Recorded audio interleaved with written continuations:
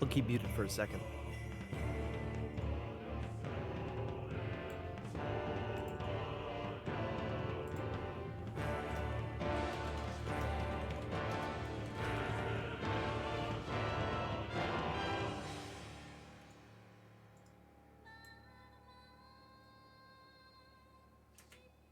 All right. We're live. I will make the live thing.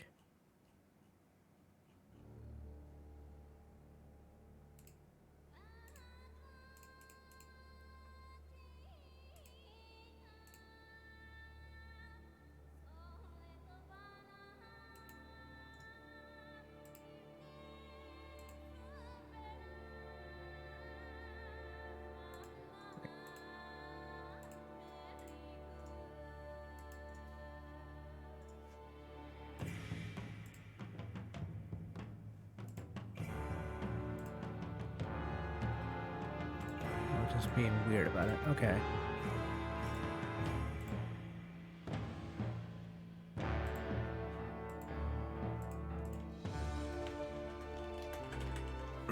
Once again, I was muted because I'm doing channel stuff, but I was just gonna say you look live to me. Yeah. I just need to change the stream info. We are live, and I've tweeted it. Hell yeah. Y'all heard it? Asura's Wrath? He is extremely mad, from my He's understanding. so mad.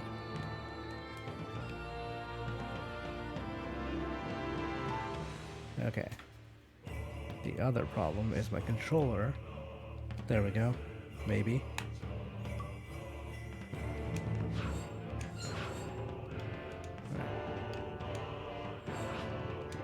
Okay, cool. You ready to get into this, Steven? You ready to finish Asura's Wrath? Probably. Finish the fight. Yeah, I mean, that last boss battle that you did last time took half an episode, and I didn't expect that. So Yeah. we'll see. So we'll see. I don't remember any more boss battles being very hard, but that doesn't mean they're not. Oh, okay. I don't even know if that boss battle... I don't know if I would describe it as hard or if I would just describe it as tedious. That one was like... It was just... You had to back up, hit the guy, back up, hit the guy, back up, hit the guy over and over again. Yeah. Please reconnect controller. All right, since you asked nicely. Okay. Maybe I just won't connect it until it tells me to.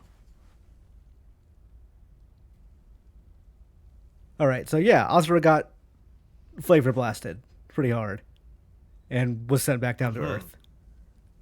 Basically, it's, oh no, we've caught up to the manga. How do we delay the end of this?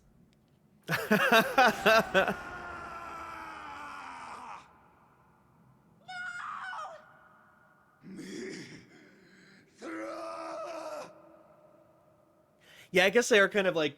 Obviously, that's not what this is, but Yes. boy, does it feel like it's capturing that spirit. It's that tone of, well, we don't know what they intended, so we're just going to do something. Meaningless and We're going to have some flashbacks. We're going to have a flashback montage. purpose that is firm can change the impossible to the possible. That is the power of our cause. So last sir. episode, you being Asura, Yes, I am Asura.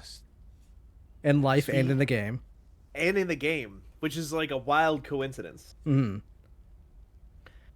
What happened? The Golden Spider, you beat We Deus? beat Deus, and then he was like, yeah, this is the will of the planet. And the Golden Spider came out like, kinda. Mostly it was so I could get a new world, or I could get a new body and then end the world. Right. Like, kind of like a karmic wheel. Yeah. And It- he wants Asura to be like the new god or something. No, he wants to be the new god. Then Asura was like, no. And then he just killed Asura. Or sent him back to Earth. Because it doesn't super matter what Asura does, because he's just going to remake the world anyway. Claire, we've been playing this for about 5 weeks? That sounds right. Yeah? We took like a week off. Right. Like, this should be the end. In theory. it has also been very clearly proven that I do not know how long there is in this game.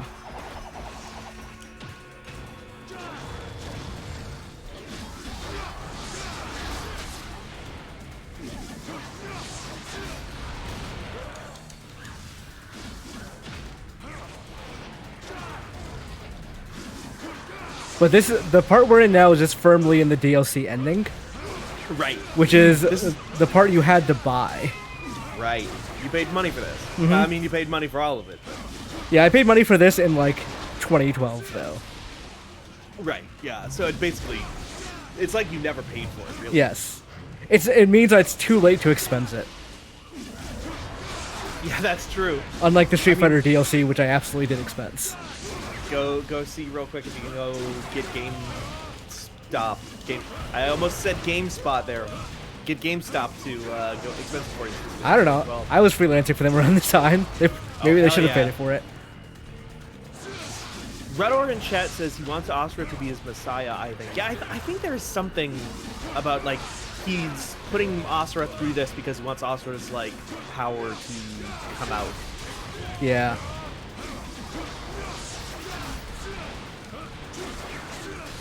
Because Asura is, like, at this point now the strongest thing ever. But, like, he can only do it sometimes? And when he does it, he tends to go, like, weird dual mode. Yeah. Like, I'm pretty sure this is a game that is inspired in no small part by, like, everything that ever came out of Shonen Jump, but, like, especially yeah. like, Fist of the North Star, Dragon Ball, and Naruto. Oh, for sure, yeah. Okay, Electric Claire says, I think it's because every time I see you streaming this, you're playing through some kind of final battle. That's Yes. that's the whole game. The whole game is made of final battle. Yeah, the first battle is a guy the size of the planet. Right. It's like every chapter of the game, like the first 25% of it is the build-up to the finale of an arc of a shonen manga. Yeah. And then the last 75% of that chapter is the actual payoff. Yeah. I'm trying to think of like a good example, but like All Might versus All for One, you know? Yeah. It is like if you skipped ahead to just the major battles in a manga. Right. There's no training arcs or anything like that. Everyone's just always as strong as they're ever going to be. Was Earth being destroyed Stream 1? Yes. That was the one where the Vlitra came out of the center of the Earth. Yep. It's like the prologue. That's like the preview of the game. Yeah, that and happens. then Asura is framed for killing the Pope. And then the first day we did stream, we did fight the guy who became so big he tried to crush you with his finger. We ever Yep. accomplish That didn't work out for him. even No. after defeating Vlitra. The Goma still appear. Imran, have you ever read or watched Bleach? Yes. I have a complicated history with Bleach. I see. It is. I think that first arc is amazing.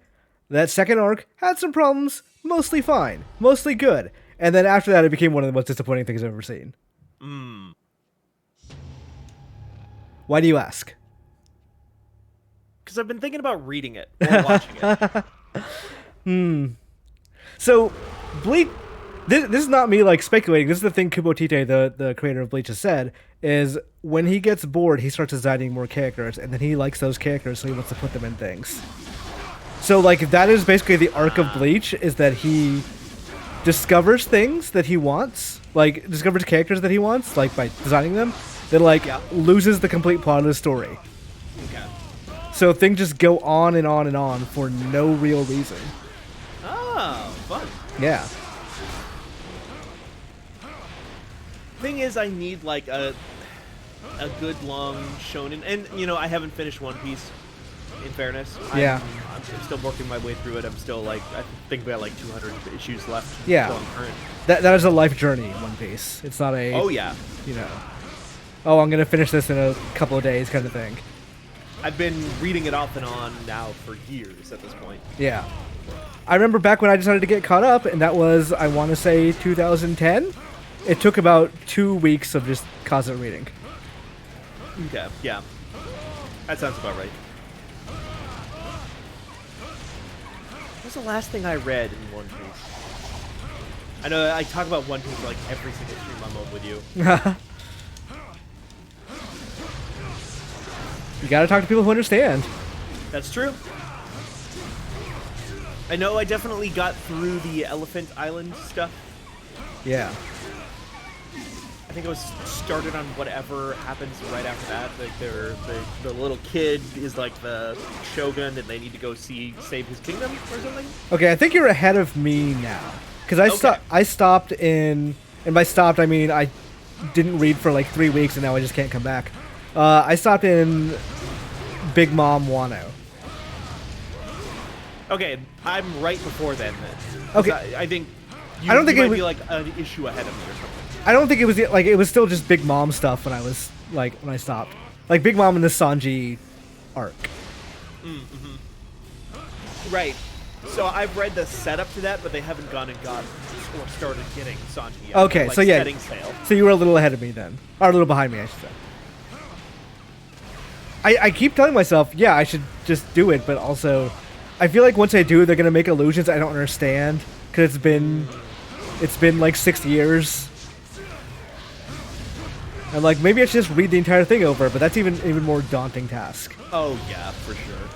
The thing about One Piece, I think I've said this before, is it's like very, very fast paced, and it's obviously like more emotion than it is plot, but it is so wordy. Like there's actually a lot of stuff written on screen, and it's usually mostly just people making jokes and Yeah. stuff. So it's not particularly deep dialogue, but there's a lot of it if you just want to read every single word on screen. Yeah, and then Oda loves the Where's Waldo 2-page spread, where every single inch of that page has something going on, and you're supposed to look at all of it. You're supposed to like analyze every single bit of it. Well, and do you read the SBS? I used to. I have not in a long time. I've read every single SBS of every single issue I've read so far, so that adds to that, and that ties into the Where's Waldo stuff. Because like, oftentimes it is just people pointing out, "Oh, hey, I found this character here that looks exactly like this character. Is there something there?" And he says, "Yep." Yeah. And he like creates all this like From Software item description lore for these characters. It's like actually important. Like, oh, I remember like when the SBS is like, hey, why was Beppo here? Like, well, long before he was introduced. It's like, oh yeah, there's a reason for that. There's a reason like the Trafalgar pirates were in that area. It was like, god damn it, should have been a thing to notice, I guess. That's part of why I read the SBS, is because like I'm not gonna notice any of that stuff. Yeah. I expend that energy on reading actual item descriptions in Elden Ring right now. What was the So I'll last? just read the SBS. What was the last romance manga you read, Steven? Was it Wotakoi?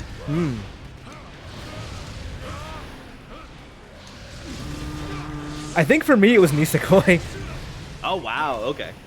which is Like- again like 7-8 years ago at this point. Right, yeah.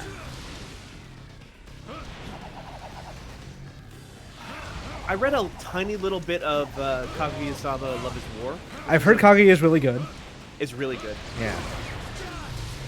I technically read one issue of that one manga about like a witch and her childhood best friend who's like her ogre familiar that somebody in one of our Twitch chats recommended that I read, but I've completely forgotten the name of it. I only read the first issue.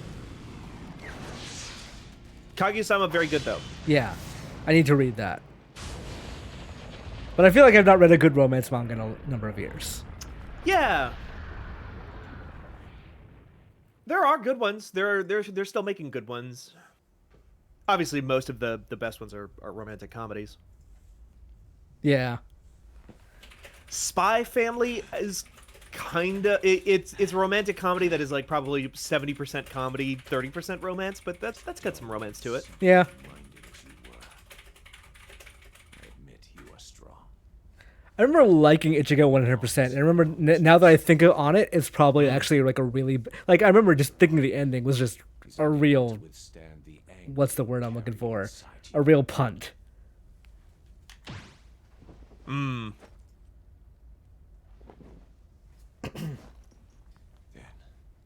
there is only one thing left to do.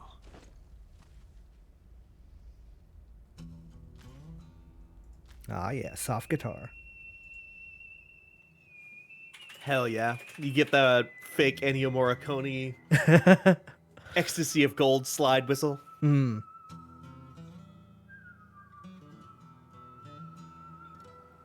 There was a hot minute there where it was one of the reasons that I liked Wotakoi, and I still do like Wotakoi. I have problems with Wotakoi, but I like it. There was a hot minute there that I think maybe, if not past, it's certainly not past, but is not maybe as in vogue as it was, where there was a chunk where a lot of very popular manga were dealing with like young adults and not teenagers a lot. Yeah. And that was one of the things I liked about Wotakoi a lot, is it was about like, yep, we're in our 30s and we're dating, and that is still a fun source of tension and comedy and stuff.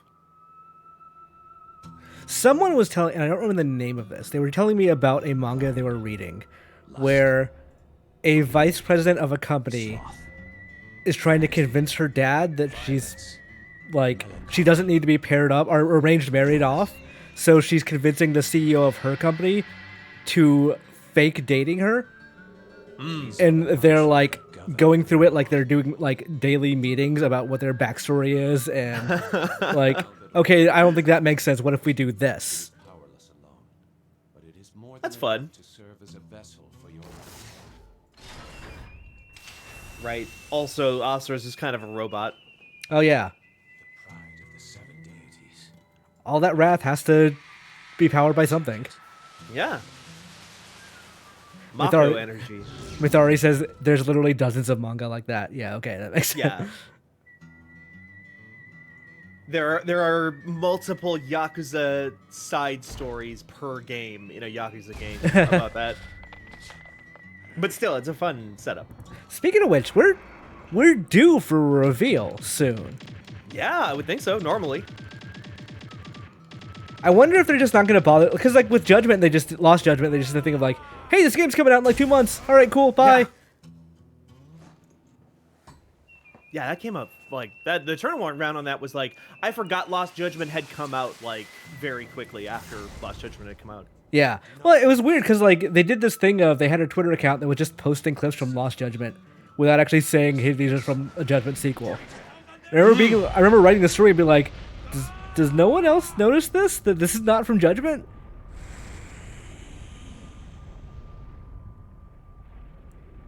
Well, no, because nobody beat Judgment except me. Hey, happy earmuffs. Thanks for subscribing again. Yeah, awesome. Get up, Asura. It is indeed wrath time. We claim Mithra. You never beat the first Judgment, right? No, I keep meaning to. I think what was stopping me this time is I want to beat it or play it alongside my partner, but she was playing Yakuza 2 up until like a week ago, and then like Elden Ring has come out. Right. I keep telling myself that my next game is Horizon, but then I just bought. Well, one, I think not to diminish Horizon too much, but I feel like any game that comes after Elden Ring is gonna just not compare, Oh, yeah. especially any game that's like very similar. But the main problem is that I just bought Babylon's Fall. And No, that is a problem, you're right. that is several problems wrapped into one. And I'm sitting here in this Elden Ring review because I told myself I wouldn't play Babylon's Fall until I finished this Elden Ring review. And I'm like, do I want to finish this? Because I really don't want to play Babylon's Fall. Mmm. All right, we're in Mithra's subconscious. All right. The memories I have seem so distant, almost like they are nothing but dreams. Wait, we gotta do a deeper voice for Mithra because this is our This is like subconscious. I will never return to the life I once had. Perfect. Do your best Hawkeye Gao. Asura's residence. This is There we go. Which one's... Oh, is that his wife? Yeah. Asura, did you just eat the vegetables that Mithra left on her plate? This is... Asura has a high pitched one. Oh, right. You're too lenient with her. At this rate, we'll never get her to eat her vegetables. Okay, that was it. Wow, easy. Like oil and water. I just learned about this this time that Ashura ate vegetables or didn't eat vegetables. Oh, we're fighting again for some reason. Can't wait to Gotta find get out the rage why. out. Mm. This is why your next game should be Kirby. Runner says, "Man, I'd love to. That's not up to us. Yep. I need to play that demo."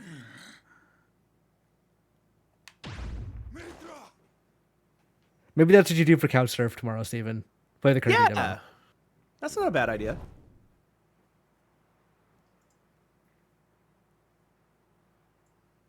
Getting audio out of Switch games on stream is a bit of a pain, Yeah. but it's not the end of the world. One of those things, ironically, will probably be fixed or good with the physical mixer. Mm-hmm.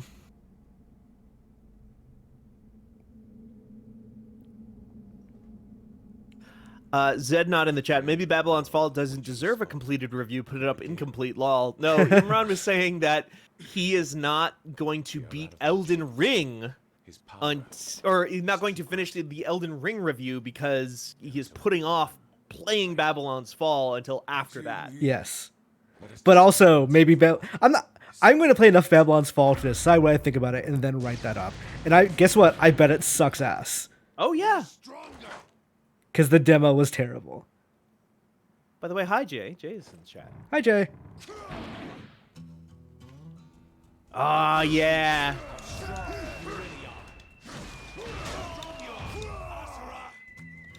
Fistful of Dynamite ass track. Yeah. I fucking love fighting to completely inappropriate music. Like if you had a boss fight to If You Like Pina Coladas, I would be in love with that. I mean, in fairness, that's like something not literally with that song, with that the Guardians of the Galaxy game Yes. late last year did that to really good effect, honestly. Yes.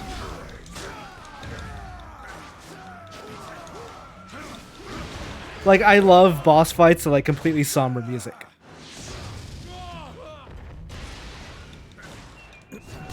There is, and this is very funny because earlier today, Imran in Slack literally told me, "Hey, we have to get this out of our system, or it's going to be all we talk about during Asura tonight," which is Elden Ring. Because I was just literally about to say, there is a boss fight in Elden Ring, a very unexpected boss fight in Elden Ring in a very bizarre area. That is not like anything else I've seen in. Not just like some of the underground stuff where it's like, oh, it's so beautiful and majestic. It's just like, wait, where did I walk into? This is like a completely different genre of thing. And the end boss there has great music. I love that. Well, so you're like, what, 100-something hours in this point? I just pulled up Steam, 153. Jesus Christ, okay. But like, you're still finding things. Like, weird, unique things. And I'm at like 70-something, and I'm still finding like completely new things in that game.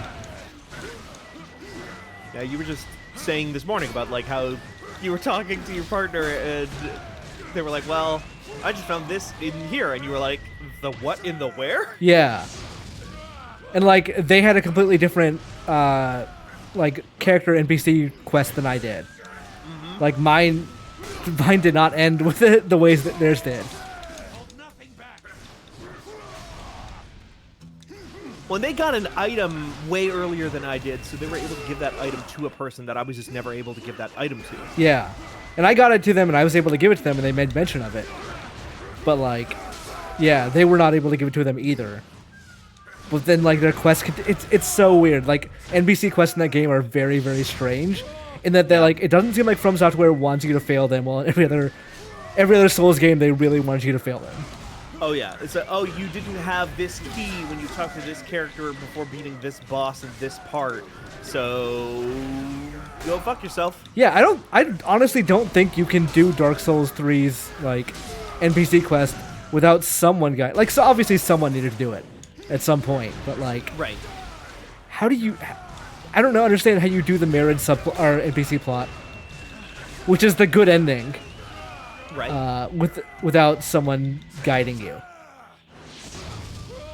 Actually, so I guided that game pre-release back in the Zam.com era. Good hit.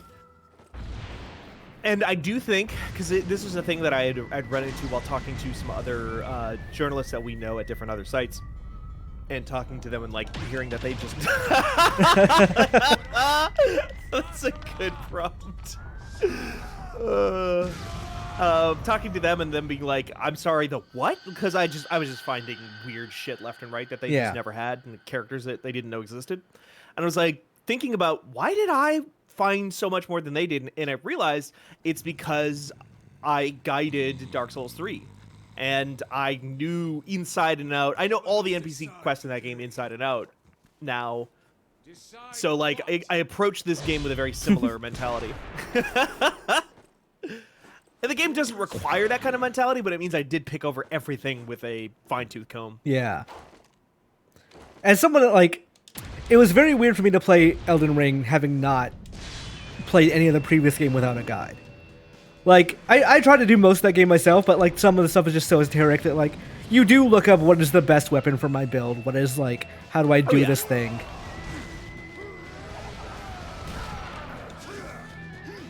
Okay, the controls on this are a lot weirder than I thought they'd be. Okay.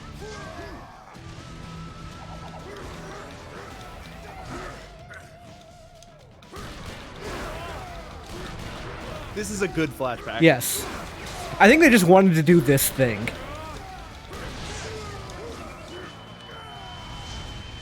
It's a good idea. It's a good thing to do with their engine. Yeah. Also, I don't know why, but I kind of like Asura's Wrath does this a couple times, and there's a couple games that I like that do this, where you are in a game or something where all of your allies betray you, and then they just show you that you and those allies used to just hang out. Yeah. In flashback, I love that. PsyOps the Mindgate conspiracy does a little bit of that. Somehow, we always mention PsyOps. It always comes back to PsyOps the Mindgate conspiracy.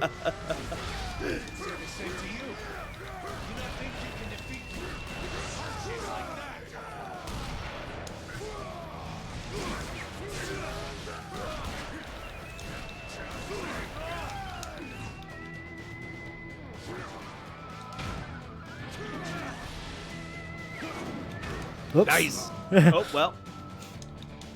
I don't know when the So, QTAs, like, they end. So, like, a lot of it's like, oh, I'm just going to start hammering the attack button. Oh, wait, nope.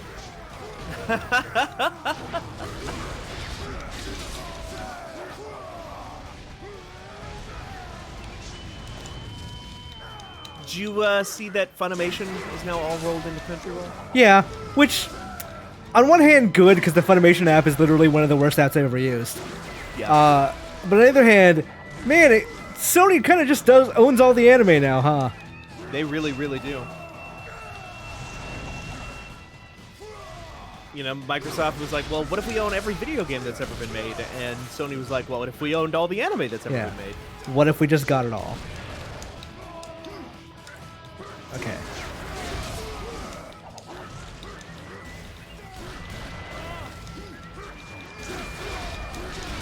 I've been watching Dirty Pair recently. I'm going through that. How is that? I've heard, like, the name has always kept me away. Oh yeah. It's good. It's really good. It has some like episodes where you're like, boy, this was an anime. It's not even episodes. It's got a couple of like shots, like character designs, let's say sometimes, where it's like, boy, you really did make a 1982 or whatever anime, huh? This is just what happened in Japanese animation back then sometimes, and you just kind of have to, if you know that's something you can look past, you just kind of have to look past it. But it's very rare, and mostly the series is just like a really fun slapstick comedy adventure. Yeah. I feel like, and maybe this is just like or empirically untrue, but I feel like the amount of anime these days that is like well animated and like clearly has more of a budget is like significantly lesser than it was in like the 80s or 90s or even 20 like aughts.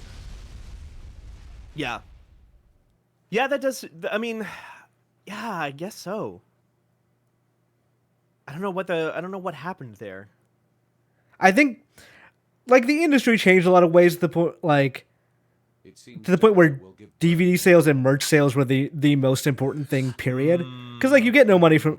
I don't know how much you know about the way the anime industry works, but you get no money from broadcast. You have to. The studios actually pay the broadcasters to broadcast the anime for them. suitable place. Right. It's basically advertising for a $50 Blu-ray. Yeah. So Or like was. yeah. So I wonder if just like there's no budget behind the initial broadcast, and so it just sucks. Yeah, I suppose, and like you run into even like big name shows like Yuri on Ice. The Blu-ray version was just animated better. Yeah. Remember Dragon Ball Super? The initial broadcast of like I think it was the Goku Beerus fight just looked like shit. Joshua Caleb 75 in the chat does ask, "Isn't Dirty Pair the one that says legit trans rights at one point?" Yes, it is. It's a really good episode where they are like that. If you don't know the premise of Dirty Pair, it's like these two like roommates who all are also like business partners. They work as like professional freelance troubleshooters for an organization called the 3WA in like a sci-fi world. And they just go around solving any problem for anybody for the right price, basically. And the reason they are called the Dirty Pair, they're not actually, that's not their actual official title. Their official title is the Lovely Angels, but they have become known as that as a derogatory term by the public at large because they usually solve the problem at hand, but oftentimes, like, there's about a 50-50 chance that they will solve it in such a way that causes a much bigger problem for everybody else. I mean, same. Like, Right? And there is one episode where they're contracted by like this rich asshole to go. His son has been kidnapped, and they're supposed to go rescue his son from this woman who's kidnapped him. And is like, this woman is kidnapping my son for a ransom, and he knows nothing of it. She doesn't actually love him; she just wants him for his money, and she's gonna hold him ransom for it. Go get him back and whatnot. That turns out to be a lie. The thing is that his son has run off with a trans woman, and he doesn't like that. The bad guy, or the guy who's hired them, and they're like, wait, why do you care? Like, there's like this whole like scene where they're like, don't you know, like 1 in 10 people on like in the universe right now have had their sex changed? Like, it's pretty normal. yeah, good for that. Good for the Dirty Pair. Yeah. Oh, this is gonna be one of those fights.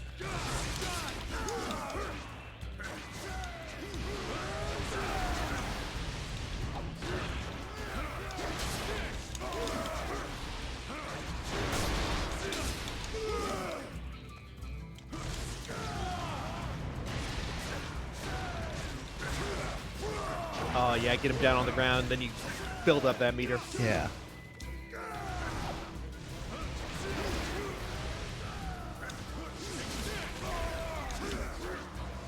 The episode I just watched last night was they were working for a guy who was allergic to women. So if they got within 1 meter of him, he just started sneezing uncontrollably. Oh, like literally allergic to women. Literally allergic. I was like, yeah, I know people like that. Sure. The problem was that he was like, he had hired them to hunt down somebody who destroyed the statue that he had created, like he had sculpted. And the people who had destroyed his statue were them by accident, like a week ago. Because they dropped, like, they were like fighting some evil warlord or something, and they like accidentally dropped their escape pod on his house. Easy case. Well, they couldn't let him know that they were the actual culprits. So they were like trying to convince him to drop the case, basically, without telling him that was actually us. Ah, damn. Okay. I think I know better how to do that now. Nice. What was the last, like, truly great anime you've seen? Probably Keep Your Hands Off As You Can. What made it great? Because I've not heard of that. Oh, really? Yeah. That's Science Saru. I think that's Science Saru. It's I forget the. No, I'm gonna say his name wrong if I try to remember what his name is. That is, Merritt has described it before as like gender swapped Ed, Ed, and Eddie. It's about these 3 high school girls who kind of come together over their like shared love of anime and like try to start an anime creation club at their school. Like one of them is an artist, one of them is like I have all the plot ideas, and then one of them is like the business person. If you've ever seen that picture going around of like a character turning to the camera and saying there is nothing fun about social media, that's from that. That's true. There's nothing fun. It's pretty much just all bullshit. Uh-huh. But the show is just like, it's just a really fun, kind exploration of doing what you love for the sake of it and how to actually make that workable. Because like they have the counterbalance of this like character who is their kind of manager, business person who's just like obsessed with, okay, you need to be working on this. She's their project manager, and you need to be working on this. You can't just get distracted and go work on this other thing because you got 75% through one idea and had a second idea. You can't do that, so go do this instead. And while you're doing that, I'll have a business meeting with the principal of this school. I already feel called out by this show. I know. It does a lot of that. And then most of the episodes end up like ending with them like all trying to solve like a problem. Like, okay, how do we don't know how to do Foley work. We need to find somebody who knows how to do Foley and stuff like that. And the way that they represent that on screen is like the characters just sort of like, without ever the show really like addressing it or like pointing it out, they start to slip into like the fantasy of their story that they're building in their heads, and then other people start to see that world at the same time as them, and it looks like a Studio Ghibli movie, like they've walked into a Studio Ghibli movie or something. And when other people start to become like emboldened by their passion for the thing that they like, they start to come into that world with them too. It's just really sweet. It sounds neat. Maybe I'll watch that. I've not watched a good anime in like the last thing I feel like I watched that was like truly great was probably like FMA Brotherhood.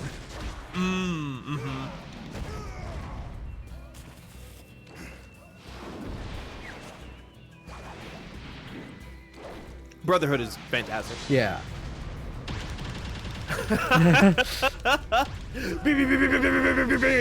Every time they put more than one QTE on screen, it's always great. It's always great. They use it just sparingly enough to be like fantastic every time.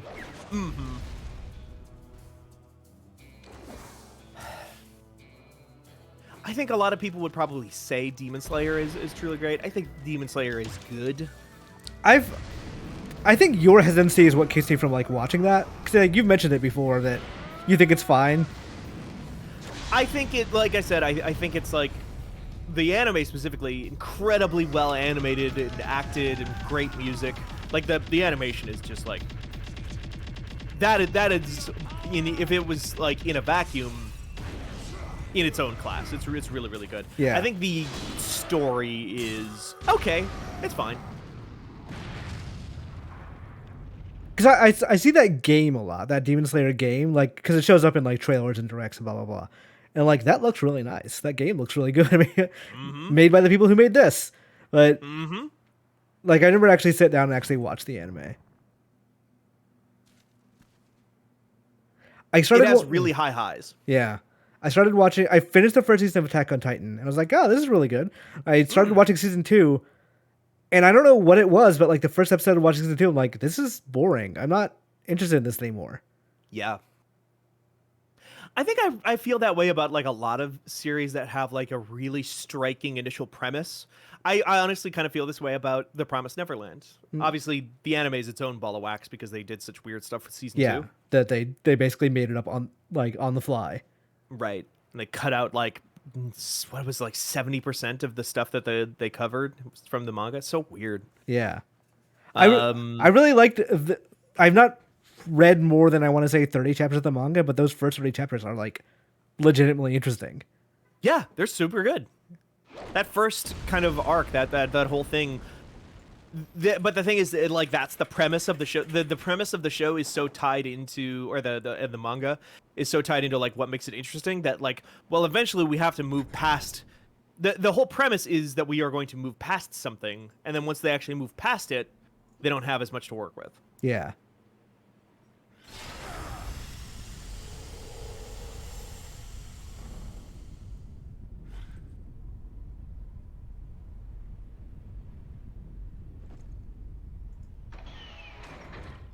Asura just opens up a unibeam on this guy.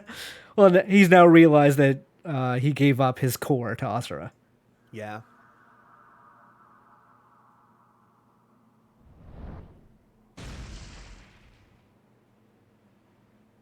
I think it sucks that you never had to have a real fight with Olga. Yeah. She's dead now, right? She's dead. The spider shows up and Oh, kills yeah. her, basically. Yeah. Not off screen, but like she dies in the cutscene. I mean, this is a thing that I'm kind of sensitive to, like combat video games in general. Is you can tell when they're getting uncomfortable with the idea of like, you maybe don't want to have the guy punching the lady. Right. In the game where you're going to be mashing a button to do an aura on Yeah. this person, then we're going to have close-ups of her face, like, deforming, Yeah. like, Looney Tune style. Yeah. The world.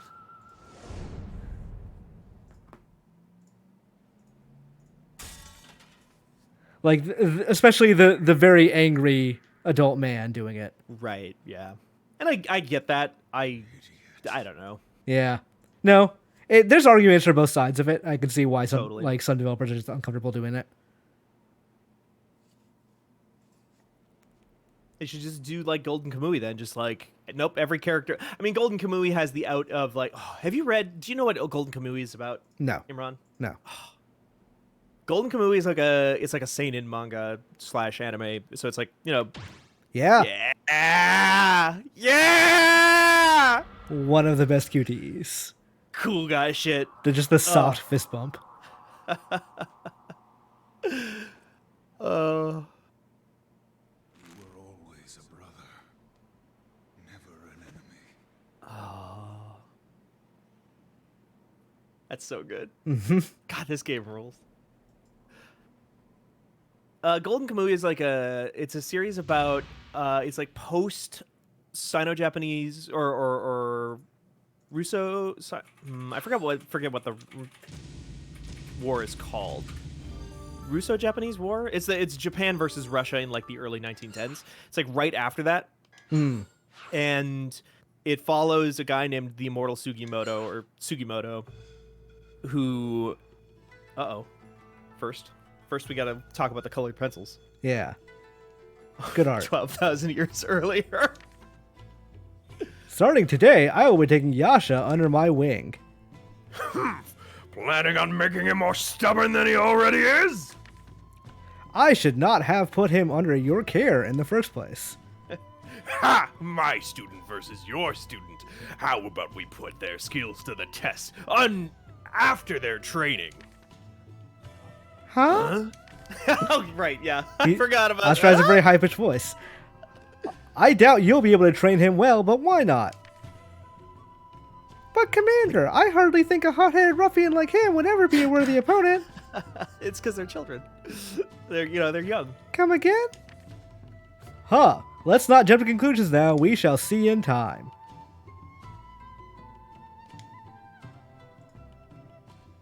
Oh, so nice. 1 year later. Brother, where are you, brother? Over here, Durga. There you are. Oh, and Astra's here too. You two really get along, don't you? No, we don't. We don't! See what I mean? Tick. The final battle lies just ahead. Asura closes Aww. his eyes. He sees visions of lost loved ones, and the shadow of the one behind it all. There was more game here left than we thought, huh? To take Yeah. back what was stolen from him. No, it seems like we're actually getting to the end here. In his grasp. Okay. I don't think there. I think this is the last chapter. I think. Right.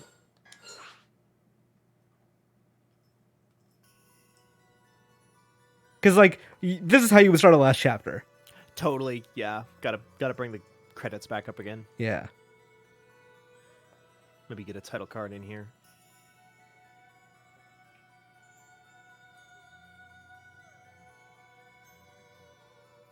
Flashback, of course. She cries every time you leave the house. God. Obviously, this game like just had a style to it, but so it's like it always helps when they're not going for like photorealism, but like the look of this game holds up. Yeah, I think so too. Best I can do is punch anyone who makes her cry. Screenshot saved. That screenshot seems useful. Yeah. Right, Mika? I will raise our daughter. Save it for the next Fire Emblem game. Concentrate You on pick out your favorite character. safe place for her. You just do what you think is right. You're at your best when you're fighting for what's right. Please.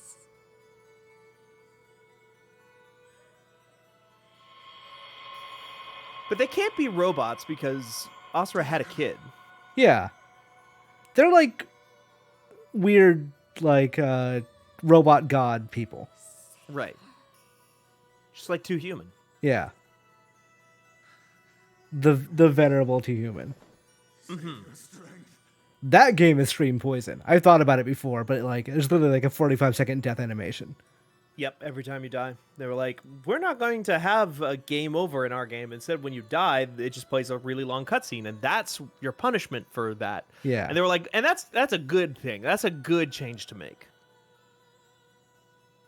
I was gonna say we're not gonna play any Silicon Knights games, but literally the next game we're playing is Silicon Knights. So Uh-huh. yep. Please.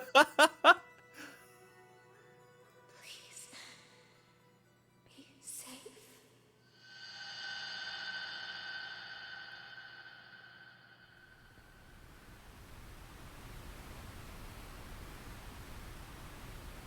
I know we've kind of moved on, but I was going to say, I think you would like Golden Kamui, Imran. Okay. It's like I said, it's set like post-war Japan, following like a veteran, and it is about oh yeah, Yeah. press start. It is about there's a prison break, and it turns out that all the people who broke out of this prison have pieces of a map tattooed to their bodies. That leads to like a bunch of like to like build like for the time adjusted for inflation like billions of dollars in gold. And the only way to find it is to find down each of these escaped prisoners across the planet, or not across the planet, across Hokkaido. Who each oftentimes they have like their own weird little things about them. Do you know the anime Gintama? Yes, yeah. One of the episodes is titled, and I'll say it in quotes. I think the title is, quote, Season 2 of Prison Break is not about a prison, but when you think about it, large society is just a prison itself. So that the title still makes sense. End quote. Gintama has some all-timer episode titles. Yes. Another show I have not watched because it is 900 episodes long, but Yes. I have no intention of ever watching Gintama. I like relating to Gintama from afar. yeah. I started watching it a year or two ago. I got through like 30 episodes. Like, oh, okay, this is fine. Yeah. Bring back Bobo. Imran, do you know that John's dad worked on that show? What, really? Yeah. Huh. Like, not in terms of like animation production, but like, there we go, charge up. John's dad was one of the people responsible for bringing Bobo to the West. Huh. Funny. Like that was his call. I recall that being a pretty good dub. Yeah, I mean they knew what they had. Yeah. Yeah.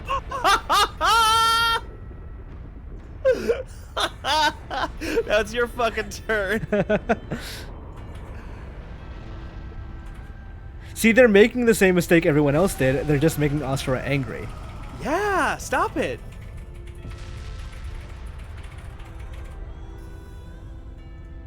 Like you should kill him by by making him very happy and then like stabbing him in the back. Yeah. Well, what's his name kind of tried that. Asura the Yeah. Destructor. Yeah. Of course, like this has to get to like Gurren Lagann levels so that. Of course. The anti-spiral will succeed. where all the previous gods have failed. Getting bigger than the planet is a thing this game and Katamari do, and both do it almost exactly the same way, and it's cool in both ways. God, this rule. That feels taken straight from Gurren Lagann. Because, like, I remember that scene directly of, like, characters on Earth seeing Gurren Lagann in the distance because it was literally a universe away. But it was so big it didn't matter. Totally. Yeah, 100%. That absolutely happens to, like, the last 2 episodes. And all of them here are like, well, if you're going to go kill the golden spider, I guess we were all on the same side after all. Yeah. What do petty conflicts matter when you're literally the size of space? Yeah. He's the only one who can save them all now. Even though he did brutally murder several of them. Oh, yeah. Most of them.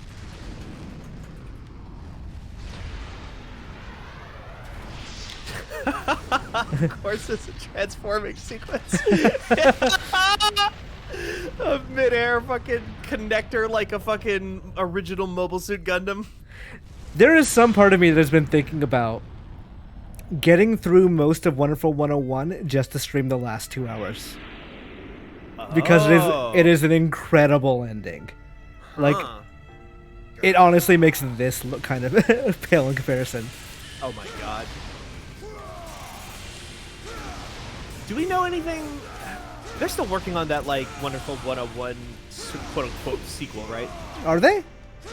I thought so. They're like it's not called Wonderful 101, but it's like they're basically talking about it in the John Carpenter sense of like, oh, Beautiful Joe is the first game, Wonderful 101 is the second game, and then this is the third game. Oh, like Project GG. Yeah. Presumably, but they've more than intimated that it's going to be like a games as a service kind of thing. Which I don't know how that's going to work, but we'll see.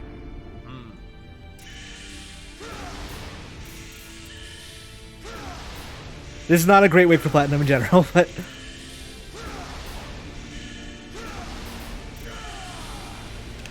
Yeah.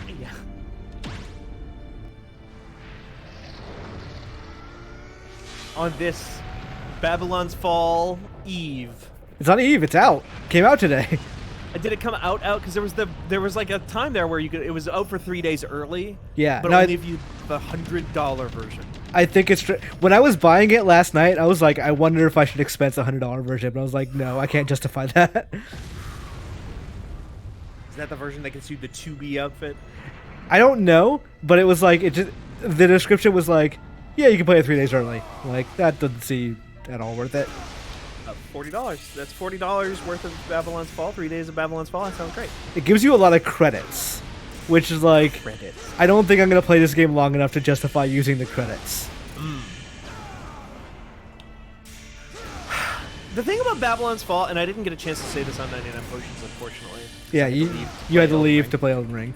Because I was so fucking bored of talking about Babylon's Fall.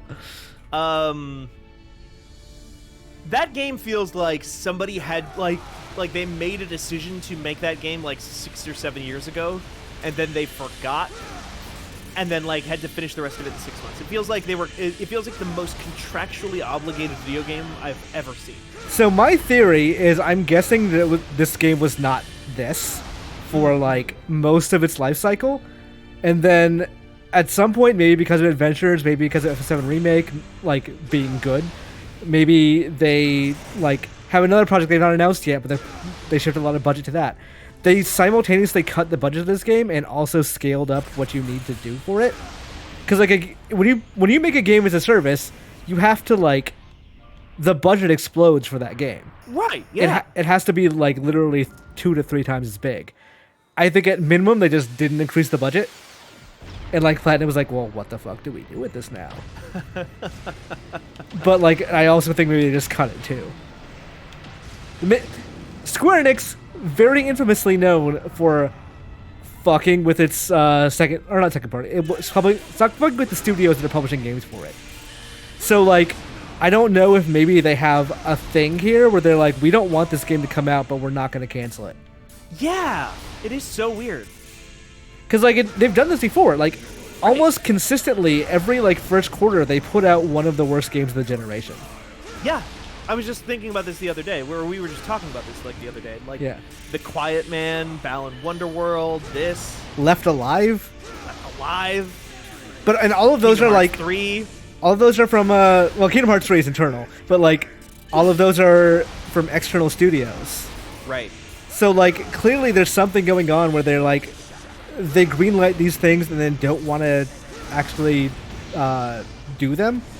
Right. And But so don't they wanna cut cancel them. Yeah, so they cut the budget or something. And like maybe that's just me like wanting to make excuses for Platinum, but it seems like this is on Square Enix. Right. I mean, if it happens once, that's a fluke. If it happens twice, that's a coincidence. But it's happened like 5 times now. Yeah. And like clearly it's like when Nintendo publishes a game, Nintendo like constantly checks in. It's like, "Hey, is this game good? Like we need to make sure this game is good. Do you need designers? We're going to send some designers over." And like to the point where it's actually kind of overbearing, cuz I remember way back before they were Rockstar, DMA Design was like, "Yeah, Nintendo just fucking told us what to do and that sucks." But like it seems to work. And I think Square Enix just doesn't do that. Square Enix has never been like, "Hey, Kitase, go check out this game." Right. The thing I keep wondering about with Square Enix on that in particular is that, and this might not be specific to Square Enix, so it might be just part of a larger combination of issues, but the thing I've always heard about Square Enix and that gets talked about with Square Enix a lot is if you want to work on a Japanese license of their vast library of big name games and classic games, you have to have a champion for that game. Yeah. And it has to be a champion who works in Square Enix in Japan. There has to be a champion. They have to have somebody from the original game to give their blessing, Right. which is like sometimes doable. Sometimes they just don't care. Like they'd rather do other things. Right. Exactly. Like the recent example was Tokita was retweeting all the Nintendo Direct stuff last time, and it was like Chrono Trigger, because Tokita's one of the directors of Chrono Trigger. Right. But no, Tokita cared about Live Alive because he cares about that game way more. Right. Which is why that gets. I mean, obviously, Chrono Cross is getting. Yeah, Looking at. which Masato Kato really cares about. Right.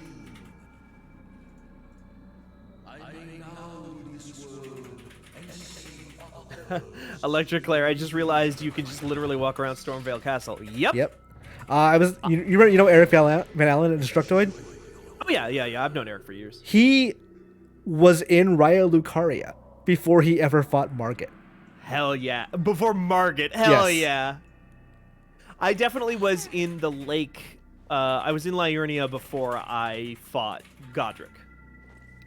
I think figured that out pretty early. I might have like stepped in there, but I think I mostly wanted to finish off Stormvale before I proceeded further. But also, the game doesn't make you do that in any way. You could just never fight Margit or Godric. Period. Yep. If you wanted to. You don't have to. It was the thing that I was like not 100% sure of for the longest time, but I eventually just like where I'm at now, like 153 hours into that game, I went to go check to see if you could just go all the way to like the capital city, the Anor Londo or whatever of that game that they talk about, like literally in the intro of the game they talk about the city. I don't think it's a huge spoiler to mention it, but they're telling you the whole time, Can't go there. do this. Yeah, like go there, but you need to get the blessing of the Erd Tree, extend arm.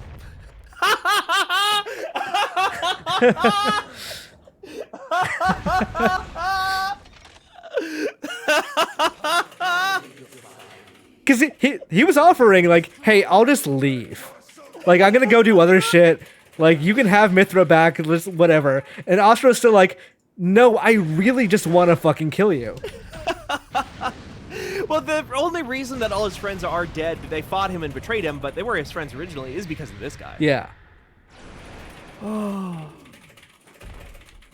What a good game! What a Big good- golden arms.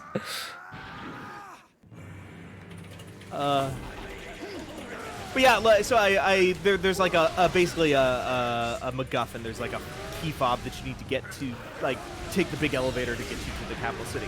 But like I went back I played most of the game without ever doing that because I was like, I don't want to activate the big key fob because I've played these games. I'm worried that that's going to break an NPC side quest. And now it turns out that that's basically impossible.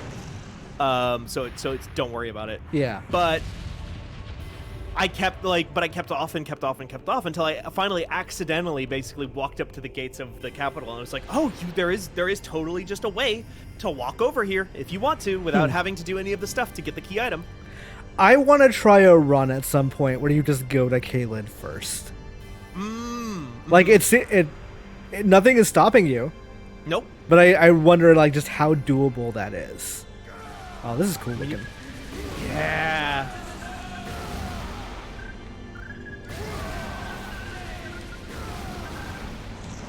You'd have to it'd probably just be very slow. You just have to very, very carefully fight like one dog at a time. Yeah. Sort of thing. Or just run past a lot of things and grab more powerful stuff. Yeah, that is the other thing too. Is there's so many powerful spells and items and stuff that are just laying on the ground that Yeah. you just go get. You could get really good Ashes of War just from knowing where the scarab is. Yep.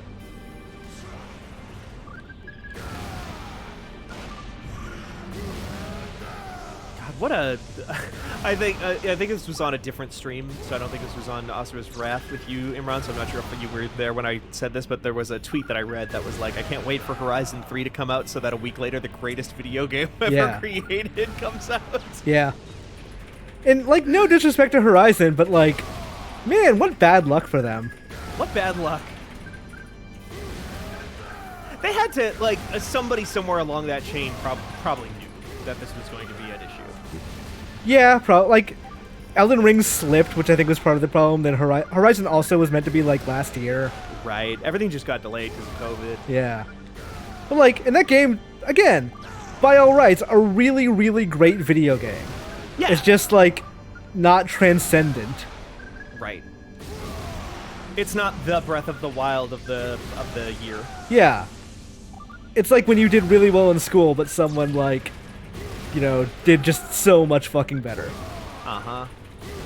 It's like you got an A and it turns out there was an A++. Right. And you didn't even know there was an A++. Yeah. Nobody told you could get that. I think also Horizon I think Horizon suffers from two other things too, which is that it is very, very, it does different things from the first game, but in a lot of ways it is very, very similar to that first game. Which like I get the impulse. Like that first game did really well. It was very critically praised. Like you don't want to veer too far off from what people like. Yeah, you don't want to fuck it up. Sony Sony clearly has very specific expectations. They don't want their games to just sell well. They want their games to sell well and be critically beloved. I always think of a tweet from Shu Yoshida at one shortly after Beyond came out, and Yoshida just tweeted, "I just talked to David Cage about the response to Beyond." Okay. I bet that conversation was fun. I bet. Fuck him up, Shu. So, did you, before you got in here, did you see that tweet about the rumors about when that new Quantic Dream game is coming out? Yeah, 2027 to 2028. Which, Jesus Christ. I'm like, that seems so far off that it seems like no one's actually planning for that as a year. No. But also, if that's the real year, then like, if I were Disney, I would just cancel that game. Right. If I were Disney, I would cancel that game anyway, but... Well, what are you... Yeah, I mean, like, what are you gaining from tying your horse to Quantic Dream at this point? I don't know. Like, I guess if you were not plugged in, they're like, well, they would make a good narrative-based game, because at this point, who else does? Sure, yeah.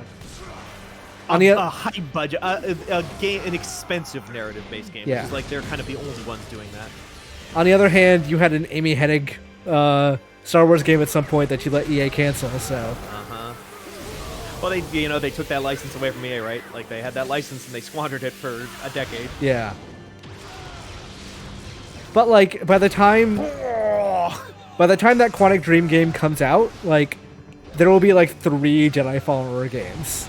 Right. There will be so many. That's the other thing is like that license is just up for grabs right now. Anybody and everybody who has a Star Wars idea can do Star Wars. Yeah. I'm sure if someone along that chain, it's probably like we just gotta watch. It doesn't matter if it's like knock it out of this world good. We just need to wash the taste of Rise of Skywalker out of everybody's mouth a little bit. I'm still kind of at that point where I'm like, I'm fine without thinking about Star Wars stuff for a while. Yep. Like, honestly, I bet I would have liked Jedi Fallen Order more had I not seen Rise of Skywalker. Ooh, yeah.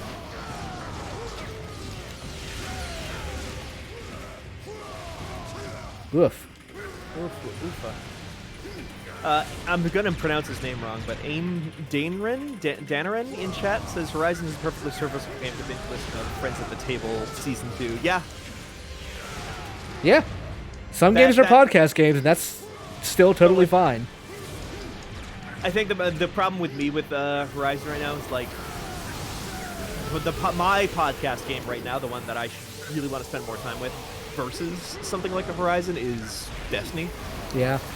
Because Witch Queen is probably the... It's still got, like... I'm kind of thinking I might write a piece on this, but it's like... Bungie is still making all the same mistakes that Bungie has been making for the past, like, 3 years in terms of, like, bad tutorials and onboarding and stuff like that. At the same time, they have made one of the best shooter campaigns since, like, Titanfall 2, right? Yeah. Every Destiny fan I talk to is, like, weirdly conflicted of, like, everything is great, some things really suck. Yeah.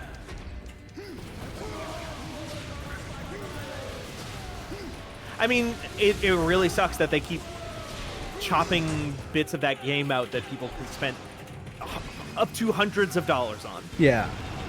And it was one thing when they did it the first time because they mostly chopped out stuff that was almost universally considered to be some of the worst Destiny content ever made. And now with Witch Queen, they've cut out some of the stuff that people actually like. And now it's getting a little bit weirder, and they haven't added a ton to replace it. Yeah, I don't understand the temptation for them to do that so often. Right. Like, is it just like, we don't want to maintain this stuff anymore? I think for a long I think a large chunk of it is they just didn't have NetEase and now Sony. I just don't think they had the money to support some of that stuff. Yeah. Their excuse publicly, their reasoning has been like, well, the install size is so big. We have to reduce the install size of people's hard drives.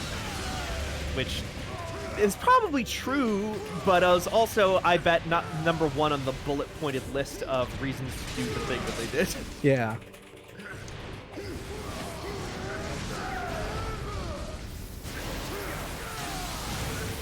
Because, like... Ah, shit. Oof. That beam came... This is the exact same fight as the last time. Just way harder for no apparent reason. Oh, close up. There you go. But, like, it's not that same issue doesn't happen in Warframe or Final Fantasy or, you know, to an extent, Monster Hunter. You know? Yeah. Like, if Capcom were like, we have to remove some monsters to save space, I'd be like, fuck no, you shouldn't. Yeah. Nobody else in the world would buy that. So, okay, yeah, Lavasioth sucks, but just don't fight him. Yeah.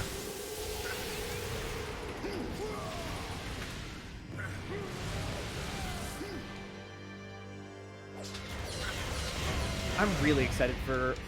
I don't know. Well, I'm tentatively excited for something. I want to be, but I don't know that I am yet. Yeah. Well, they haven't showed, like, jack shit. Yeah. I don't know what they could show though that would get me like on board. Right. And it's not that I dislike that game, it's just that like I don't know what would excite me about it at this point. I think what I really want is like the next major console Monster Hunter. Yeah, you want World 2. Yeah. Or whatever they call it. Odyssey. Monster Hunter Odyssey. Yeah, because I think that's the thing is like the things that excited me about Monster Hunter World by the end, yeah, good headbutt, were like the guiding lands and the sieges, which were like basically like Monster Hunter raids. Yeah. And that's just not stuff they're going to do in a game that has to be on the Nintendo Switch. Yeah. The problem I think And like, I really, really like Rise. I think Rise is a fantastic fucking game. One of It is. one of the best games of last year. They didn't treat it as good as it is. Right. Not at all. Like, where were the crossover events? Where were like the events in general? Yeah. I mean, they did events, but none of the events were tied to any new content. It was just literally, here's a layered armor. Yeah. But it's you're fighting two more of the same Tyrannodons you fought before a million times. It's the Archmortal in chat. Where's the roster? Exactly. They set such a high bar with World. With World would just be like every month. It's just like, yeah, I don't know. Here's an ogre now. Yeah. Here's Another Zenogre. Here's Geralt. Yeah, here's Geralt of Rivia and the Ancient Leshen, and it's a fully fledged entire like fight that is one of the most challenging battles in like Monster Hunter history. I lost that fight, and I've never lost a Monster Hunter fight. I don't think. Oh wow.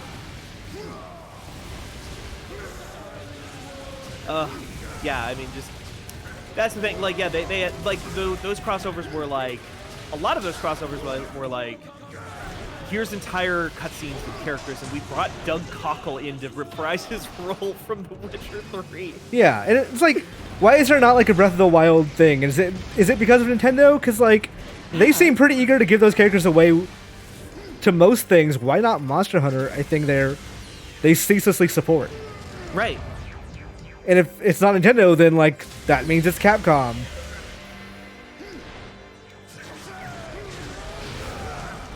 They do have like crossover stuff, but it's in Rise, but it's all costumes, and it's mostly crosses over with other Capcom properties. It's like Street Fighter, and you can get a Rush costume for your Palamute. Yeah, but like, not to put too fine a point on it, but that's cheap and easy. Right. Yeah. Totally. That's cheap and easy and unexciting is the problem. No. Yeah. Especially if the solution to get that is I have to go fight the same guy that is going to drop items that I don't care about again. Yeah.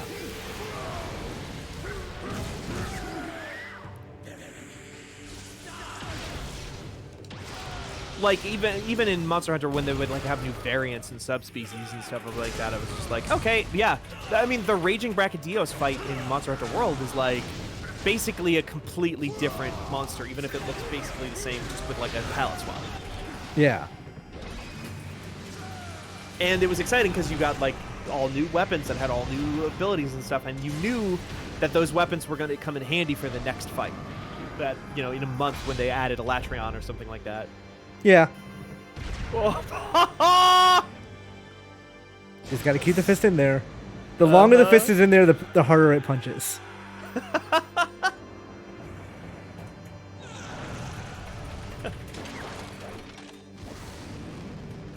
Now they're coming in with the same move. All pretenses drop. Yep. It was all building to a two-person multi-arm aura. Exactly. It always has to. Gotta blow those arms up one more time.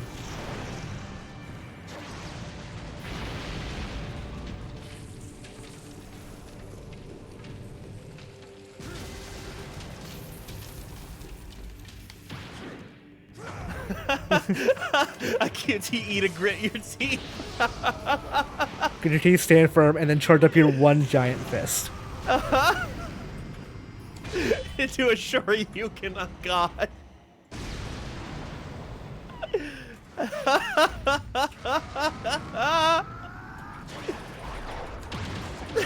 Yes, yes, yes, yes, yes.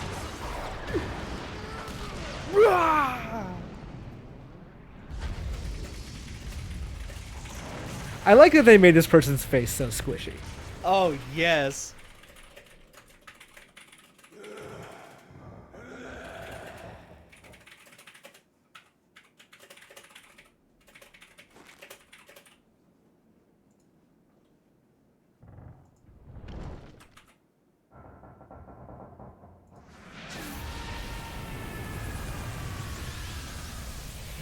Yeah, again, sorry about the name. Ain Danaren, this game never looked this smooth on my PS5. You're playing this backwards compat on the Xbox Series X, right? Yeah.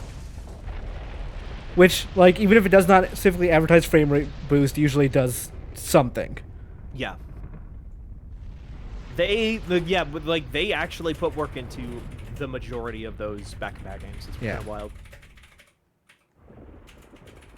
I have yet to go back and like try them because of what games they are, but I've heard people say like, "Oh, the work that went into remastering the Final Fantasy 13 trilogy for the Xbox back compat is like on another level." It's like they might as well have been like full paid remasters Yeah. of these games. I can't speak to the trilogy, but for the the base Final Fantasy 13, yes, absolutely. Huh. It runs at something like I'm not positive it's 4K 60, but it's damn close. Jeez.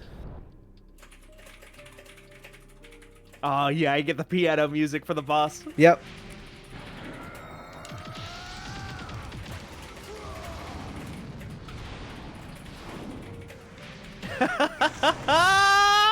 Big rainbow punch. Yeah.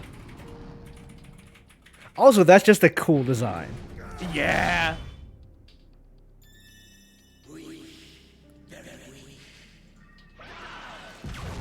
Blocks with one finger. That is some Beerus shit, though. Just like Hakan. Yes.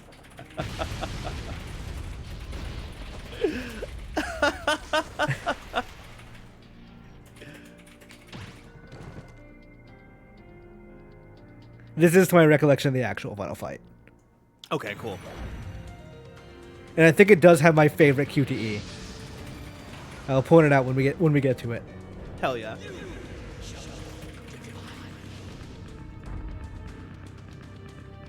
Oh my god, yeah.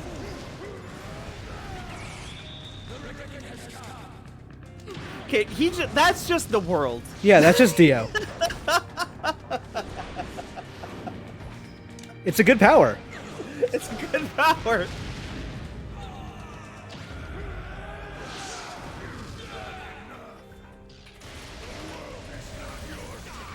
Anti-spiral Dio, says our total, yeah. Like, they wear their influences on their sleeves with this, but it, like, works all four for it. Yeah. Plus, it's not like they have their own basis underneath it all and are just, like, painting over it with stuff that you can recognize. It's not like it's just reference. Yes. The bones are their own.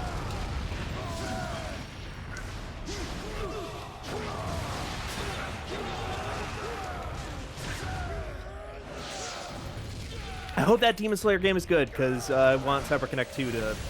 I want all the best for them. It's been out for a while. Oh, really? It's coming to Switch soon, I think, but like it's been on PS4 for a long time.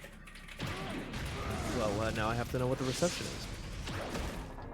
I bet it's an arena fighter from Bandai Namco with some good fight graphics. I bet you're right. Now, Imran, what if I told you that this game has literally a 70 out of 100? That sounds exactly right. Oops. You got a lot of buffer room still.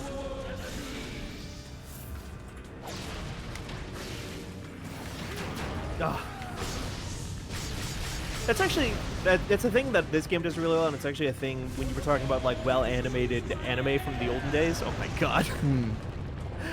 It's a thing that like Dirty Pair is actually really good at. Is just like, oh wow, like they just in a way that they would never spend the budget on or the runtime on anymore in anime.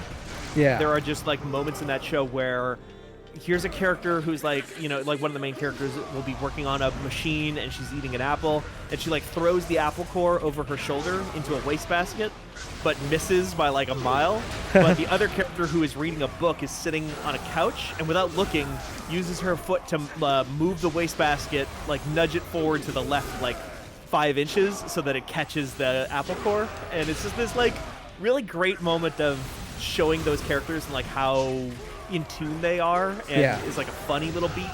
They would never spend the amount of time on something that's so understated anymore. And most things. I've been watching DuckTales, the 2017 reboot, which is like fucking fantastic. Like holy shit, Oh, what a it's good so show. good. But like every time somebody does something, the other characters in the scene all have reactions, in a way that like, oh, cartoons just don't do this because it Yeah. costs money. Right. Somebody has to do an animation cell for that, or more often these days, it's like somebody has to make a 3D model for that and then animate it, and then they paint over it to look like 2D. Yeah. If that. I mean, like, the other thing is they just don't make 2D animation anymore. Yes. Most people are just like, nope, everything has to look, even if it's shitty, bad 3D, nobody cares. The kids aren't going to know the difference. Yeah. That's Like- that's the prevailing belief. That show is very cool in that like at some point you can tell they realized, oh, we own the Disney Afternoon stuff. Uh-huh. We can just do shit with it. And like honestly, like I was really surprised because the last episode I just watched was like a Tailspin style. Like it was about Tailspin. It wasn't exactly like Tailspin characters, but Yeah. I was like, do I have this much nostalgia for Tailspin? Apparently, it turns out I do. Like because like they play the theme at some point. I'm like, oh man, it's the Tailspin theme. I don't know if you're in season 2 yet, but Darkwing Duck gets No. roped into all that stuff eventually. I'm in season 3. Like I'm near the end of the Okay. show. I'm like probably like 4 episodes. But like the Darkwing Duck stuff is so good to the point where I'm apparently they were trying to pitch a Darkwing Duck reboot show as well. They should. They should That do it. according to the voice actor, didn't go anywhere, which is real sad. But Yeah.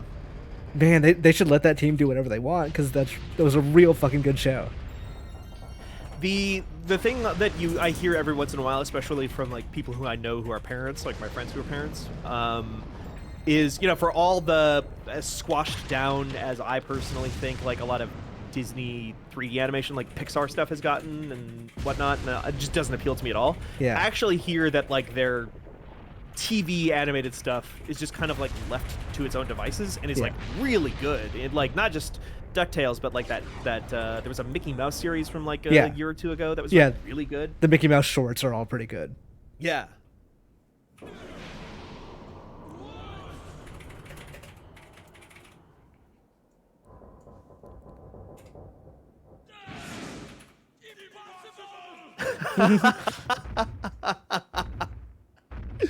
Grit those teeth. God making a thing that he cannot kill is such a good idea. Him getting his own QTE on screen.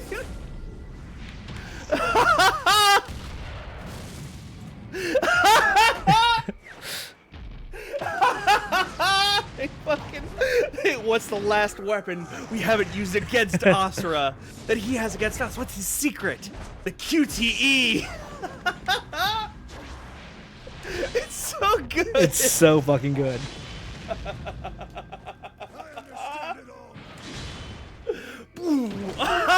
Yes, classic.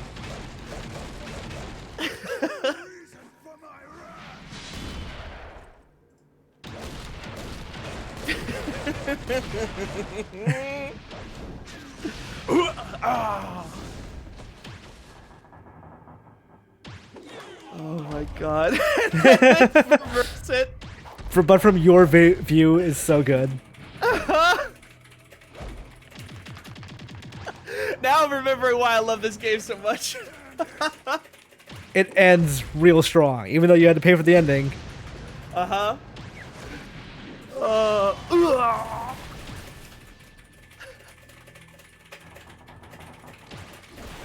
God, this rule. Yeah. Yeah, just take. Yeah. Oh my god. Felt that headbutt in his pancreas. There is always some fool who wants to rule the world. That's his souls. Put Asura in a Souls game. Oh my god, yeah. Honestly, do some Asura stuff in Monster Hunter. If you're looking to mine some Capcom properties, Capcom, have us fight like a Nursilla or something like that. We get Asura gear because Yeah. like he's got 6 arms, Nursilla's got 6 arms. Like I've heard of this before, but like it's actually a crime he was not in Marvel vs. Capcom. Have modders like worked him into there at all? Do you know? I've seen some Street Fighter 4 mods. I don't know if there was any Marvel vs. Capcom ones. Okay. But like again, this is a story I'm working on right now. Is that like the Marvel vs. Capcom PC scene is like really incredible. Like they've made wholesale new characters.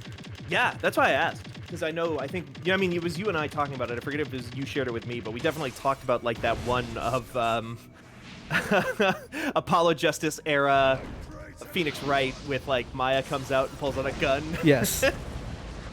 There's like they've completely put Cyclops in the game now. That's wild.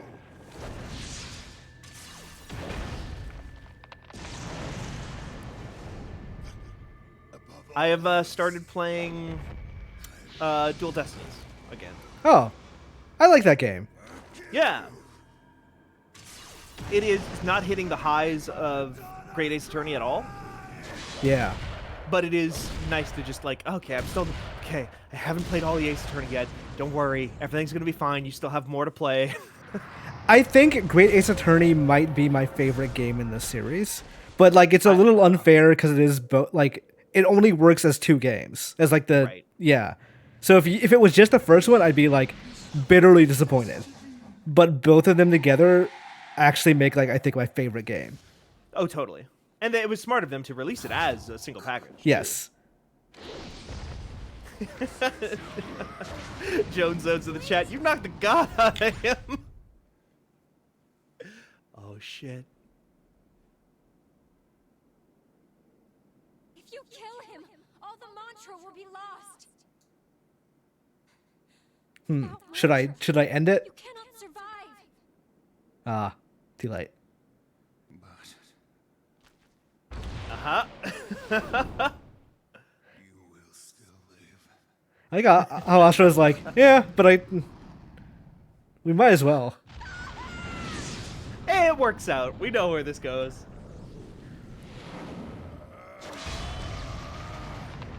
Works out in one of the wildest fucking ways humanly possible.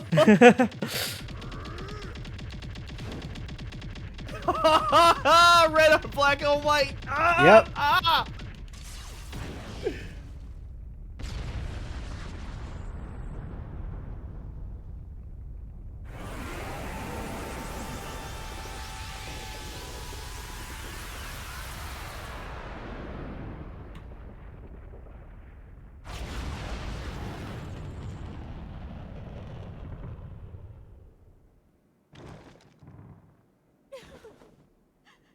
What game are you most looking forward to right now?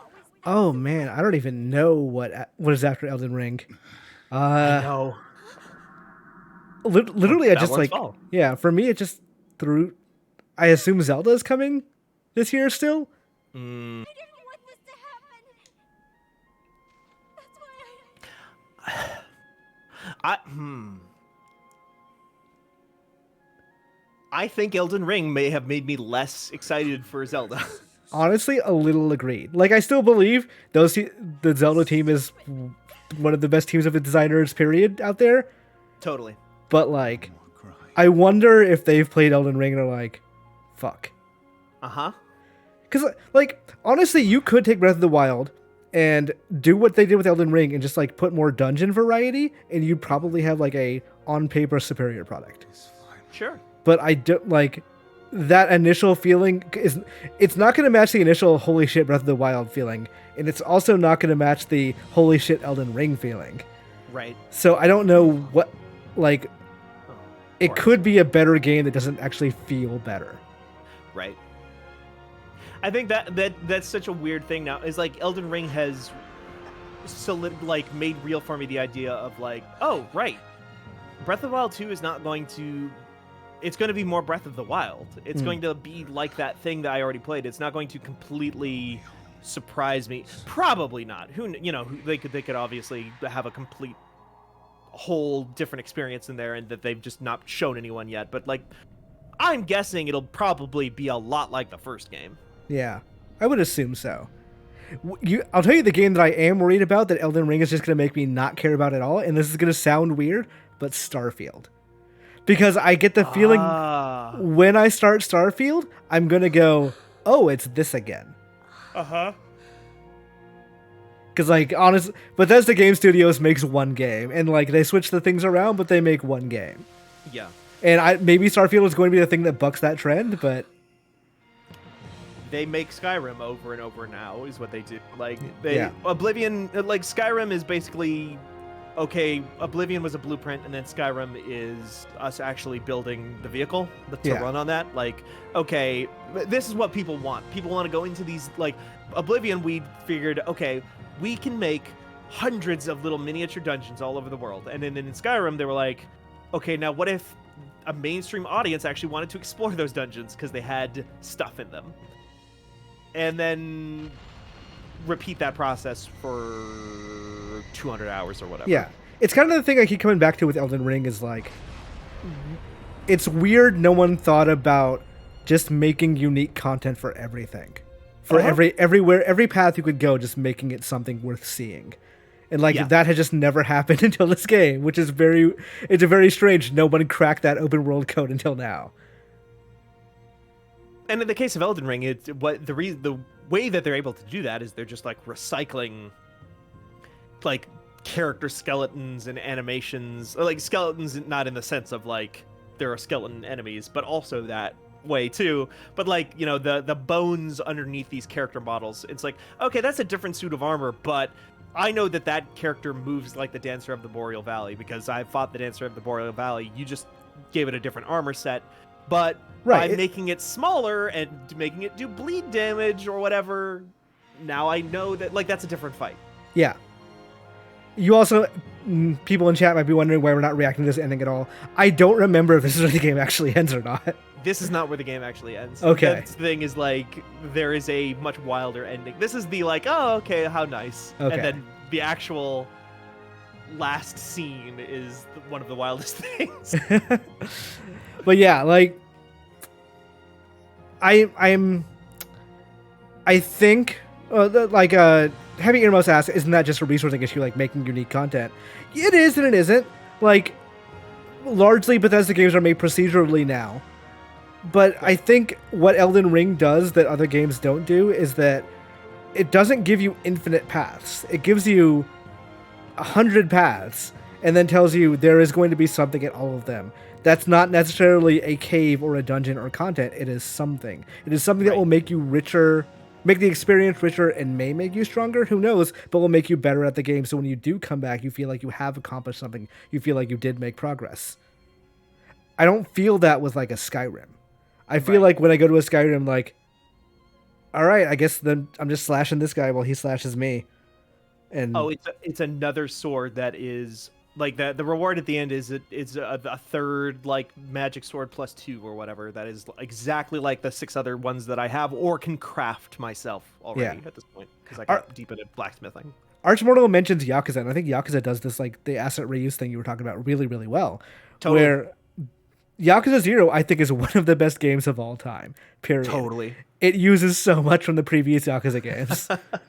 There was like screenshots going around not too long ago from like Yakuza 6 about how like the Don Quixote, the grocery store, or not grocery store, the convenience store in that game has been selling like the same bag of potato chips from 1985 to 2016 or whatever because it's the same exact texture on all of their snack foods in there. Yeah. Good old Oz. I'm going to just skip those credits. Yeah.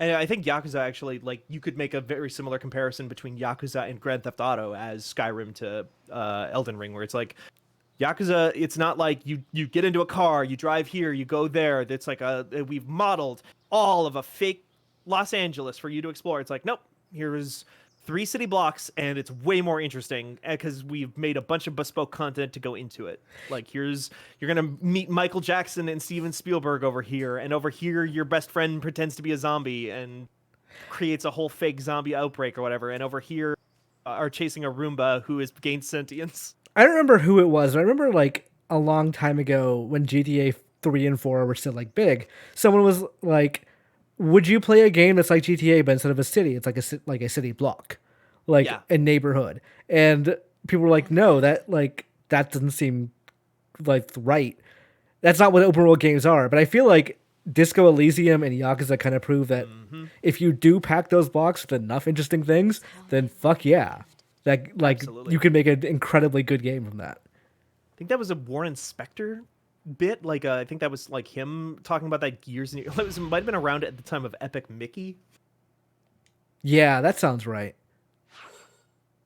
Oh, I am not a make one that's Dread. Oh my god, yeah, like a Dread game that takes place inside one mega block, like one of those mega apartment complexes or something. Ugh.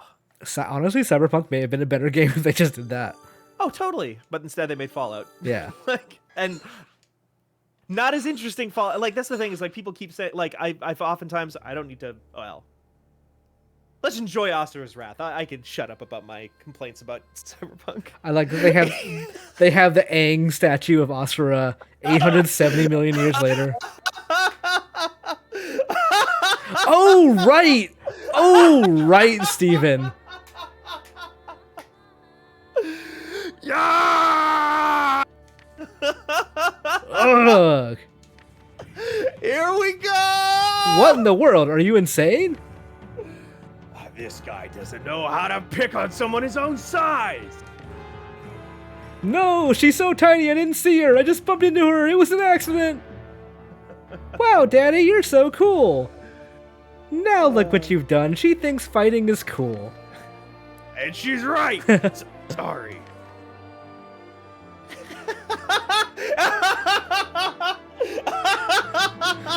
Sir, you can't ride at that speed through here. This is a pedestrian zone. I don't think I'm going very fast at all. I don't have time for idiotic security guards. Get out of the way. Oh my god. Excuse me, I'm just doing my job trying to keep people safe. And what you're doing is not safe at all. Oh my god. Fucking Chudley. Hold up, it's even more dangerous on the road. Chudley and then who was those in the background? It was, what's his name? It was probably the big guy. Birdie? You all are so lucky to be here and see my dancing. Be grateful you were born in this generation.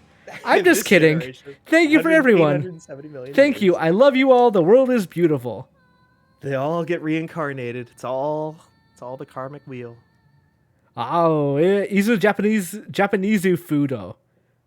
Oh boy, this is rough, Oh. huh? Cool kimono. Can I get a picture with you?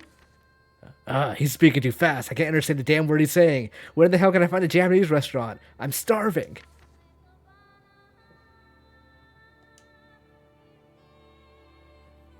Boss, we don't have much time before the meeting starts. There's an old man on the street over there having trouble crossing the street. I can't just stand here and let that happen. But boss, And Olga. we'll be late for the meeting. Enough. Don't make me repeat myself. That's clearly the Pope. There also. we go. Yeah, Deus and Olga, and then now here we get Yasha. Look, Uncle's here. What are you doing here? This isn't even the spot we planned to meet at. You were all late, so I thought you got lost or something. As usual, you worry too much. As usual, you look like you just got into a fight.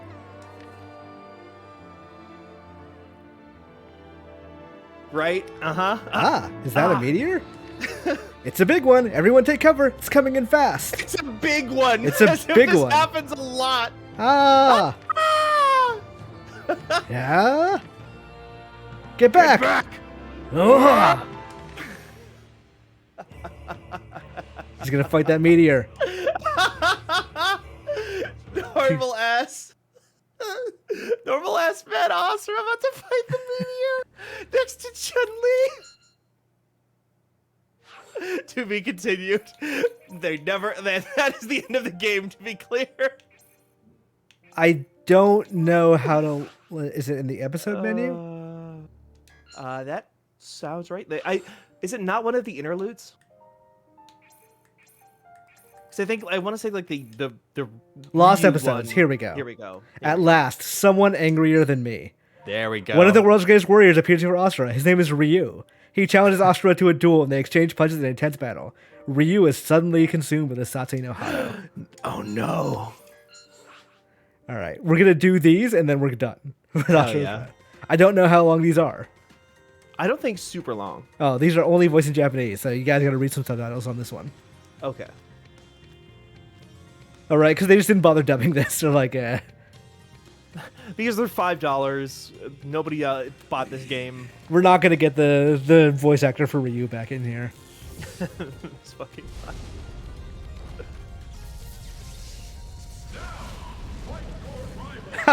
Stupid. Yeah.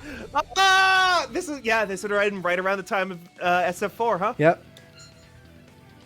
Oh my god.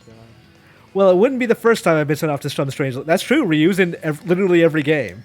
Yeah. Who the hell are you? I'm Ryu. Who's asking?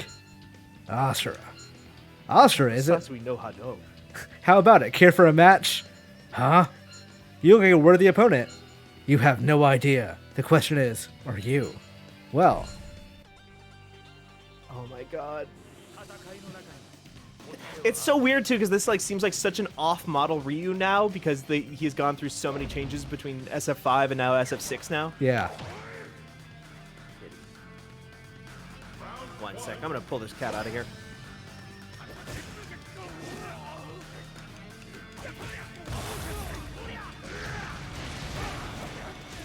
I've been trying to control this like Street Fighter, and I was like, wait, that doesn't work.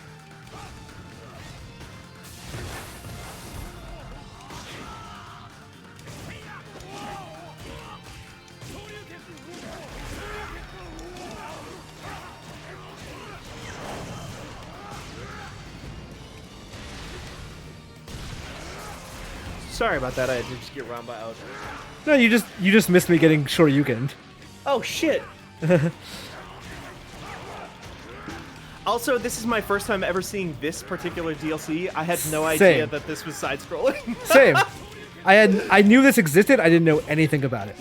Wow. It's got the fucking meters and everything. Uh oh. Oh shit. Critical art. Oh, okay, well. Didn't do shit. This is definitely not Daigo. No. You'd be playing Vampire Survivors if it's Daigo. This reminds me of a story I wrote last year about a mystery Ryu who like won a tournament and then gave away all the money to charity. Oh yeah! I remember that.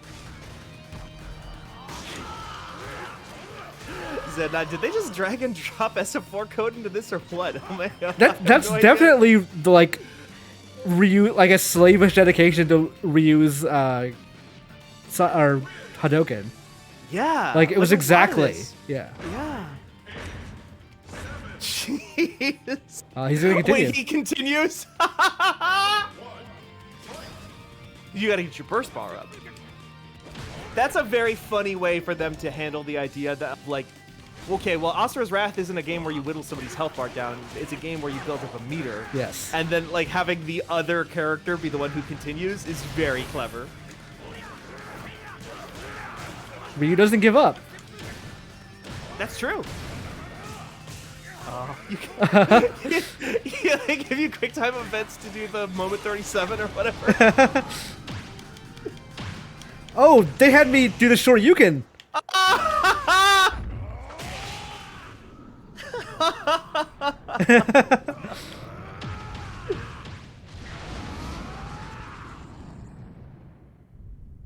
I'm literally Shoryukening him into space. This game kicks ass. Onto the moon. I've seen screenshots of them fighting on the moon. I'm like, huh, wonder that's from. Oh my god. Oh, but here it comes. The wave of murderous intent.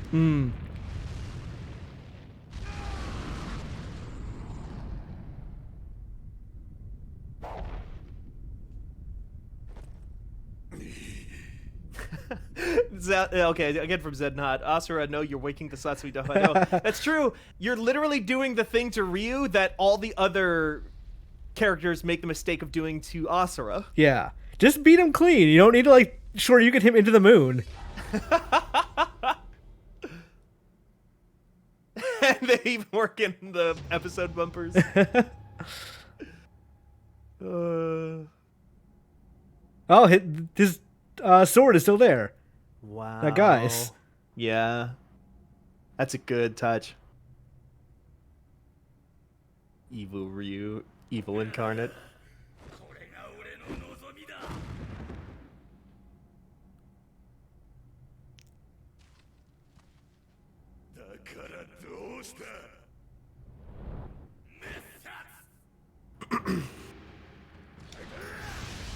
Oh, this is a 3D battle. Here we go. Now it's the Yeah. classic Asuka's Wrath. Oh, but that music. I am such a sucker for a good Street Fighter remix. Yeah.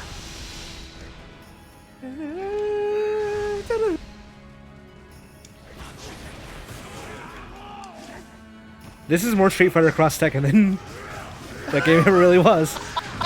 Yeah, there's no gem system in here mucking up the works, you know? Oh I my God. really wish that game was good because, like, I want to love it so bad and it's just not.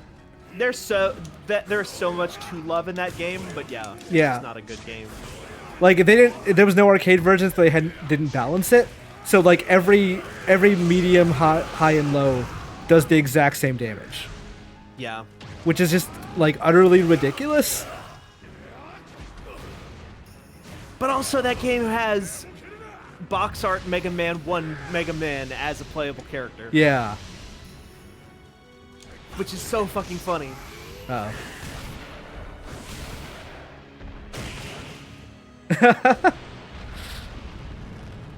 Oh, tongue popping out of his throat. Oh shit, that's cool.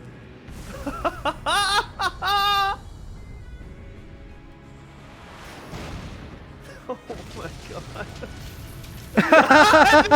They fixed the slice in the moon.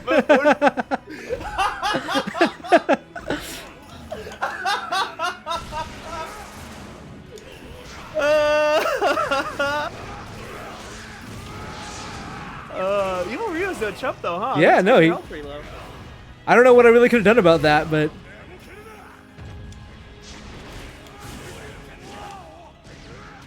Maybe that's just them adding stakes to this part of the battle. yeah. Ooh. Oh shit. Dudes truly do rock. This is incredible. This is also precisely what I want from Street Fighter, like more or less most of the time, because I've just never been a Street Fighter person in terms of like playing them. But I have a fondness for those characters for whatever reason, and I love like knowing just enough about Street Fighter. Ooh. Oh. Oh. Ooh. Uh-oh, I might be done. You might be done, but you got over halfway on the bar there. Yeah. I think I need to stop jumping. Like Street Fighter, I need to stop jumping at him. Stop jumping.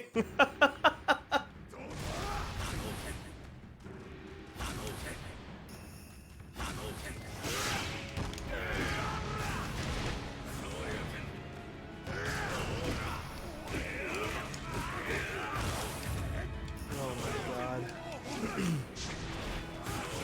Oof. Okay, I can't take him not seriously. Right. Most of the game is meant to be beaten, but I suppose they put this out as like DLC that you're Yeah. supposed to like. That was actually supposed to be like, okay, this is $5, but it might take you a few tries to extend the, Yeah. value.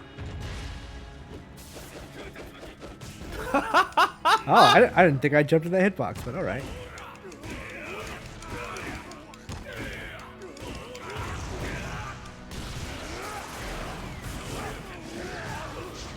There you go.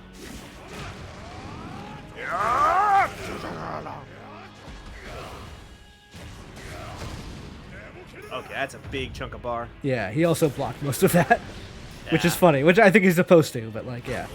Sure, but yeah, it's all about your bar getting up anyway, so it doesn't really matter.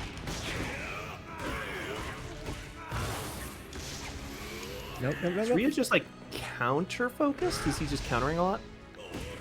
Yeah, I think so. Which makes sense for Ryu. Yeah.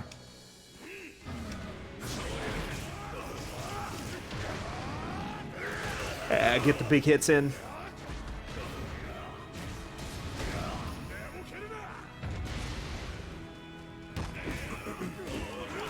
Oof. There you go, uppercut. Guy playing like Mortal Kombat. Now speaking a language I can understand. Oop.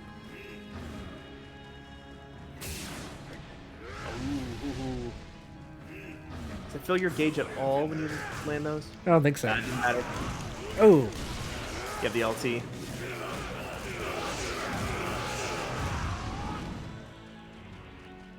I don't think this is. I'm gonna have enough to do it this try, but let's see.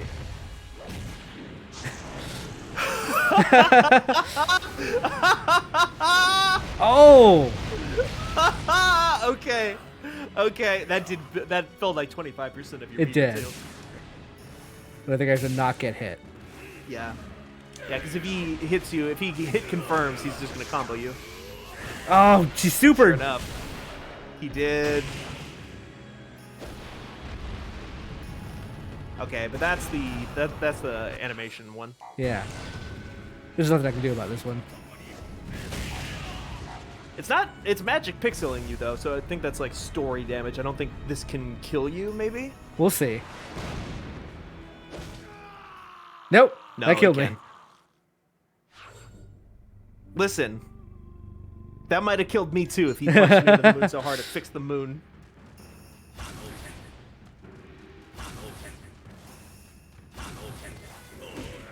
Ah, should dodge that.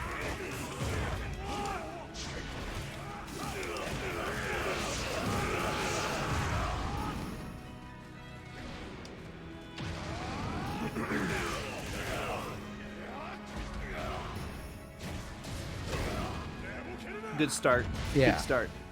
Just gotta be cautious. This is Yeah. basically a Souls fight. Yeah. Just don't go in for the jumping attacks every single time. Yeah. You think he's only got one hit left on his hit bar, so you go in for 2 attacks, and you know you're only supposed to go in for 1. But no, he's gonna hit you. He's gonna hit you first. Yeah. Let him come to me, dodge, and then do the attack. Wait for him to whiff, and then get the counter.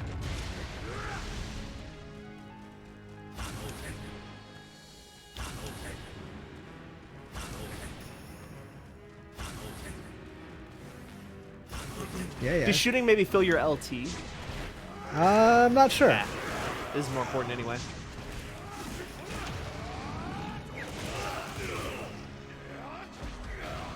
The LTs, if nothing else, is very good for breaking out. Right. It doesn't look like it. Still. Keeps him at bay a little bit. Yeah. And if he's going to shoot fireballs at you, you might as well shoot fireballs at him. Okay. Oh, wow. Different from what I expected. Huh. It didn't do a mega ton of damage.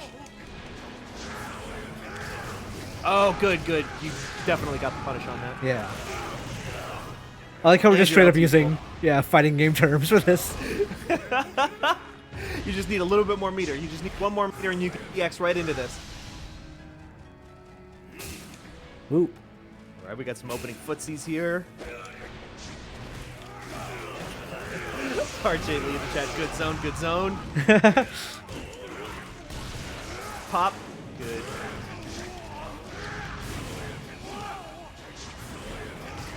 There you go. There you go. Ah, you got him. All right, nice overhead. Oh, Okay. God. This is that one, yes. Uh-huh. This will do a lot of damage. Yeah, that'll fill your bar up almost to full. Oh, I love the way his mouth just becomes asymmetrical.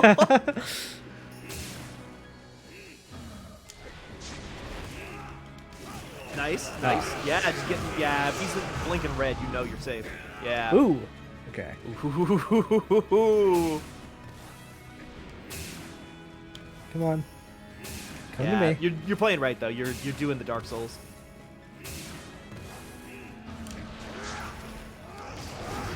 Yeah! Got him on the follow-up. Oh. Ah. There you go. There you go.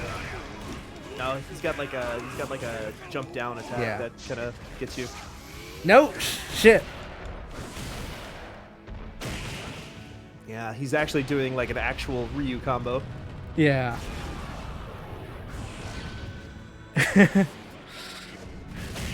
Alright.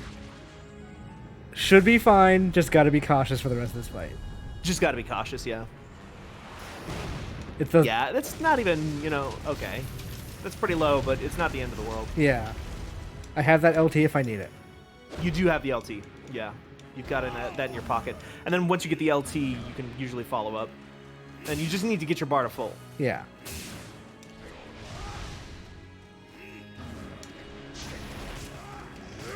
Yes, Nice. that. Perfect, that's what you want. Oh, let's do this one. Okay, this should be it. Yeah, yeah. And you still got the breakout. There you go. Now it is time to burst. Oh my god!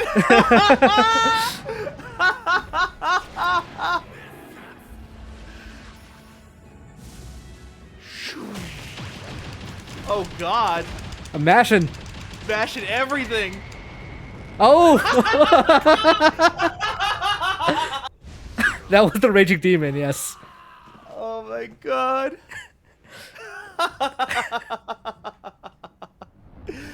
Oh. You're pretty good. You're not so You're bad. not so bad yourself. Oh, sorry. Yeah, go for it. Yeah, that wasn't the true me. Good, Steven. Oh, that's right. what's that? Sorry, that was Rio. You go. You'll just end up losing. What? Sorry, I had to throw in a what? What do we have here? Oh, Your gee, skills whatever show this is. promise.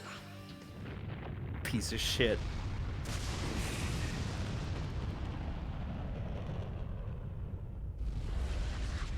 It better say, "Here comes a new challenger."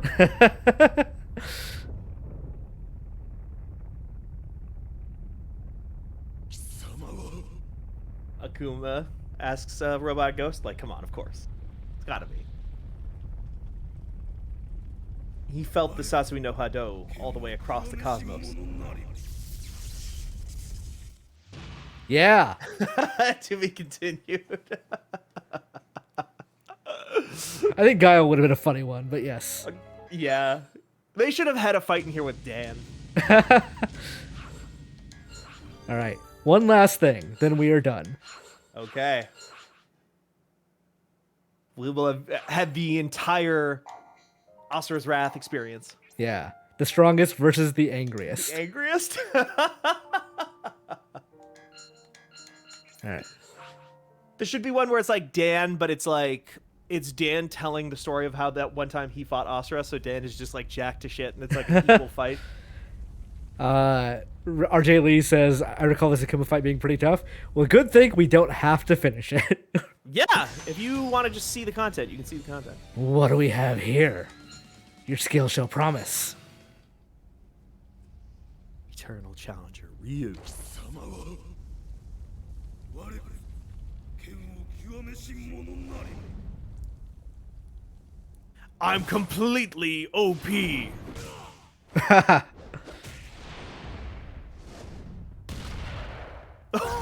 What a good hit.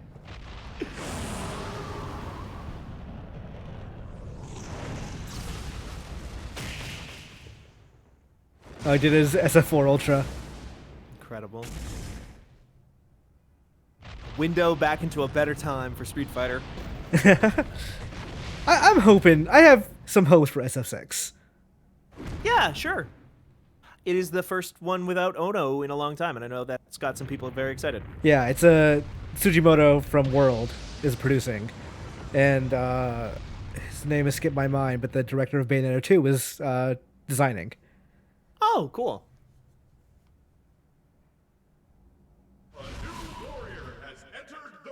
Yeah, There we go. you have a spirit that thirsts for battle. Your name. Asura. Gah. Satisfy my hunger for power, god of wrath. Do not call me a god. I'm just a dad. I'm going grilling after this. Got soccer practice for my son at 10. The cheese string that I'm bringing for the team is getting warm.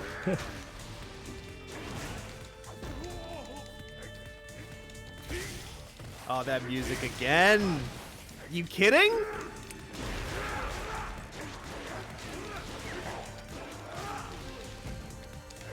Wait, shit. Apparently I could have OTG'd him.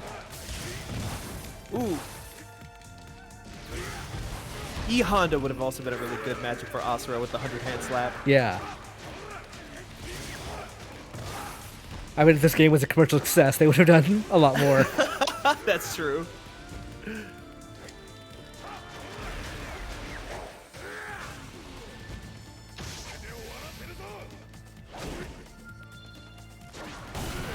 Yeah.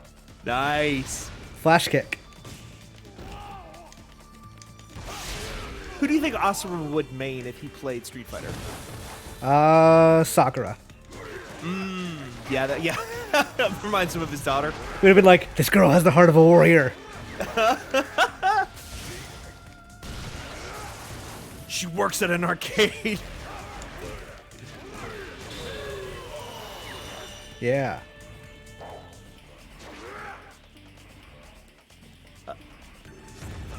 Yeah, his win pose. Yes. He did the Akuma win pose. Uh-huh. Which makes sense. He's probably the most Akuma-like out of all the characters. That he probably matches Akuma the most. Yeah. Ryu, obviously, you know, he relies on the emptiness. Akuma is all about the actual, like, I've embraced the wave of murderous intent. Yeah, Akuma's like, no, murdering people is fine. Yeah, and it's good for me. If I can become stronger, why wouldn't I murder people? Yeah. A dark reflection of what Ryu could become. Or Kage, or whatever the fuck. Remember Kage? Yeah, that period where they just didn't have, like, character modelers for the game anymore, so it's like, well, we gotta do this. We put horns on evil Ryu, and it's a new character now. They put an Afro on Ken. Called him Violent Ken. Violent Ken. Violent Ken. The creaking metal submarine noise when characters move their head after they've been punched is Yes. maybe one of the all-time best things in this game. That and the tiger howl when you unsheath the sword are always the two best sound effects. Yes. Alright, is it now we got Shin Akuma? Is that? Oni, I would bet. Yeah. Yep. Destroyer of heaven. So he is just Asura, though.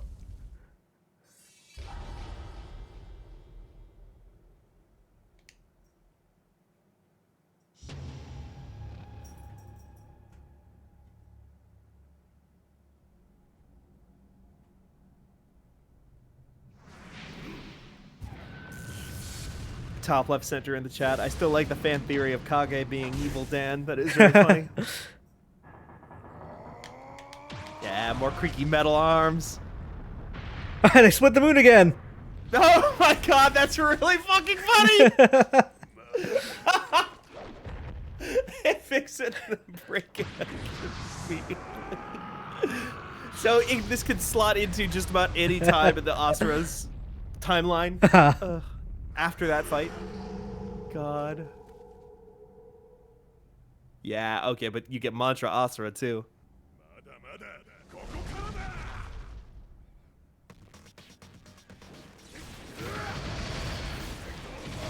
Oh my god. Oh, jeez. It didn't do a lot of damage, but it did knock you down. Yeah. Oh, but shooting beams does fill your L on him. Good. Oh, and get the uppercut. Oh yeah, yeah. Oh. Oh.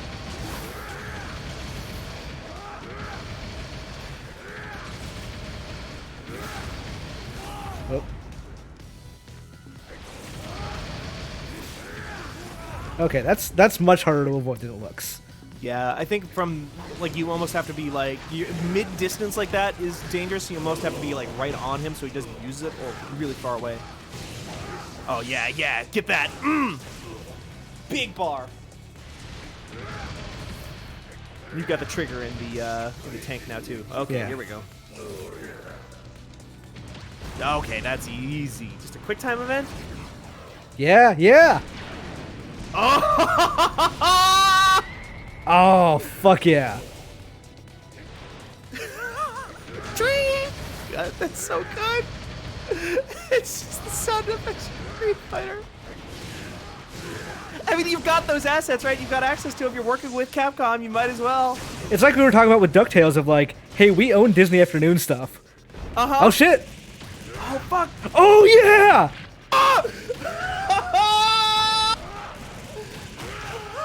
Yeah!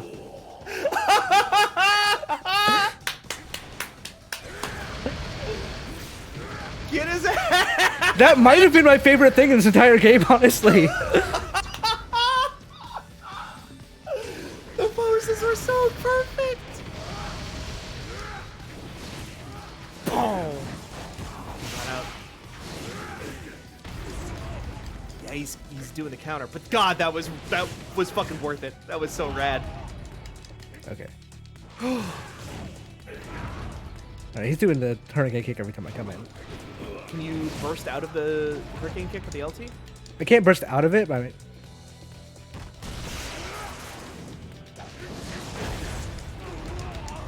Okay.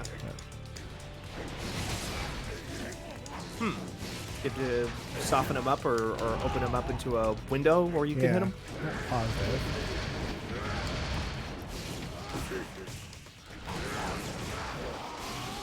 That seemed to work. Yeah. Yeah. There we go. Big bar. Big bar.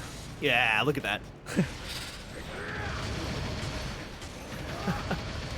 RJ Lee, damn, forget what I said about this being hard. Imran is just a pro gamer. Well, don't say that before I, like, beat it. Win. Getting some of the trigger off of the blasts helps a lot. Yeah. That's nice. Yeah. Oh, more bar, please. Yes. Yes. Yeah.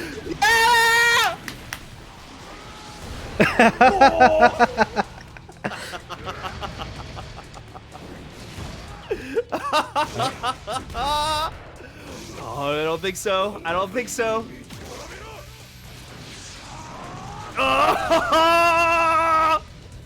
What? Jesus Christ. What are you saying? What are you talking about? Why was that so much more hype than the rest of this entire game?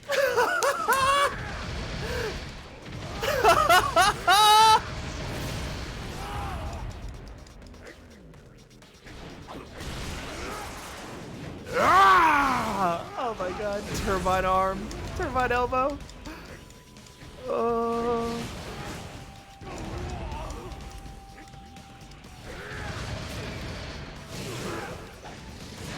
Oh yeah. Oh Okay. yeah, there it is. This should be it. Seal the deal. Especially if it's gonna be one of these. Yeah.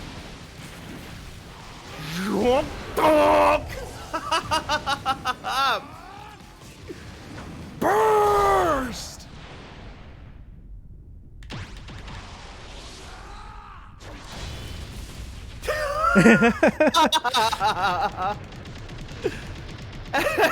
Press B to rub his face in the ground Yeah. more.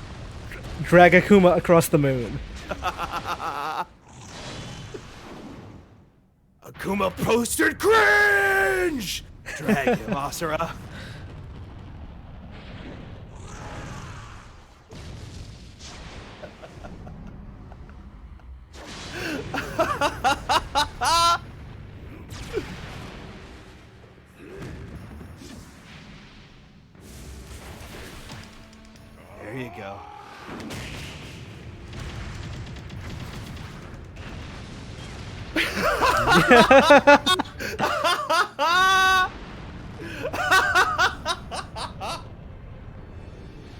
Look, you can't split the moon that many times, otherwise the moon just opens up. You like cut it in half. You punched it so hard that the split like spread all throughout the planet.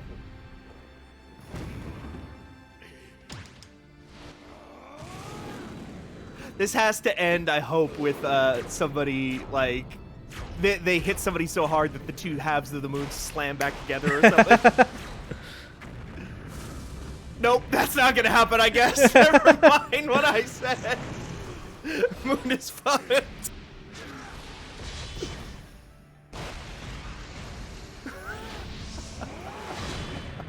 I like that they're not letting up a little, like, even an inch on this. No! They're like, no, Asura versus Akuma needs to be the stupidest thing in the world.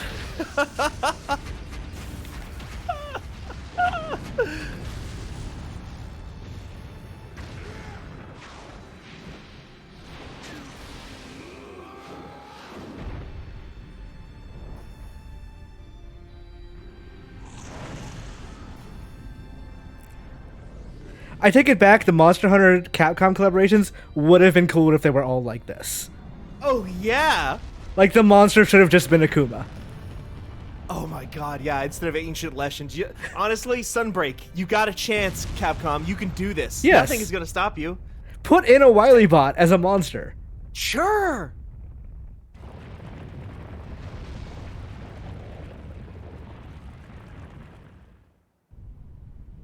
I have no idea where this could possibly go from here.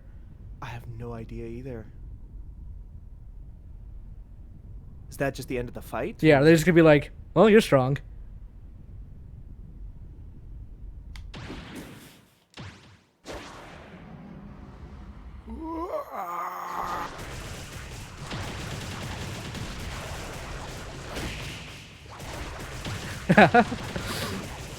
Still doesn't get old. Nope. They haven't. They don't overuse it. It manages to be good every single time.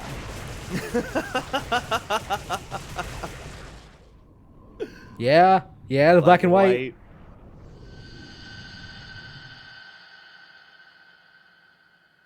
How does this end? What is going to happen?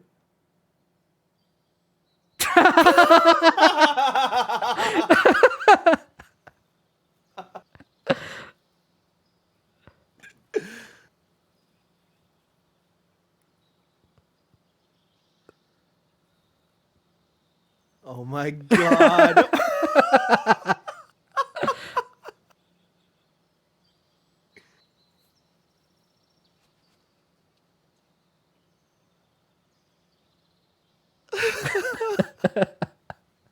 Fantastic. I bet even they were like, well, we don't know how this should end, so it just doesn't. Oh shit! Oh shit! Oh, they're still going at it! End it. 500 years later. Fuck you! I'm so mad that doesn't have an ending. They're fighting forever. Those 870 million years before Asura was reincarnated, it was spent doing that. Oh. Incredible. Actually great.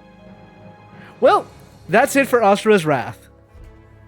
Ah, that was True fun. ending. That was fun. This was really fun going through this with you, Steven.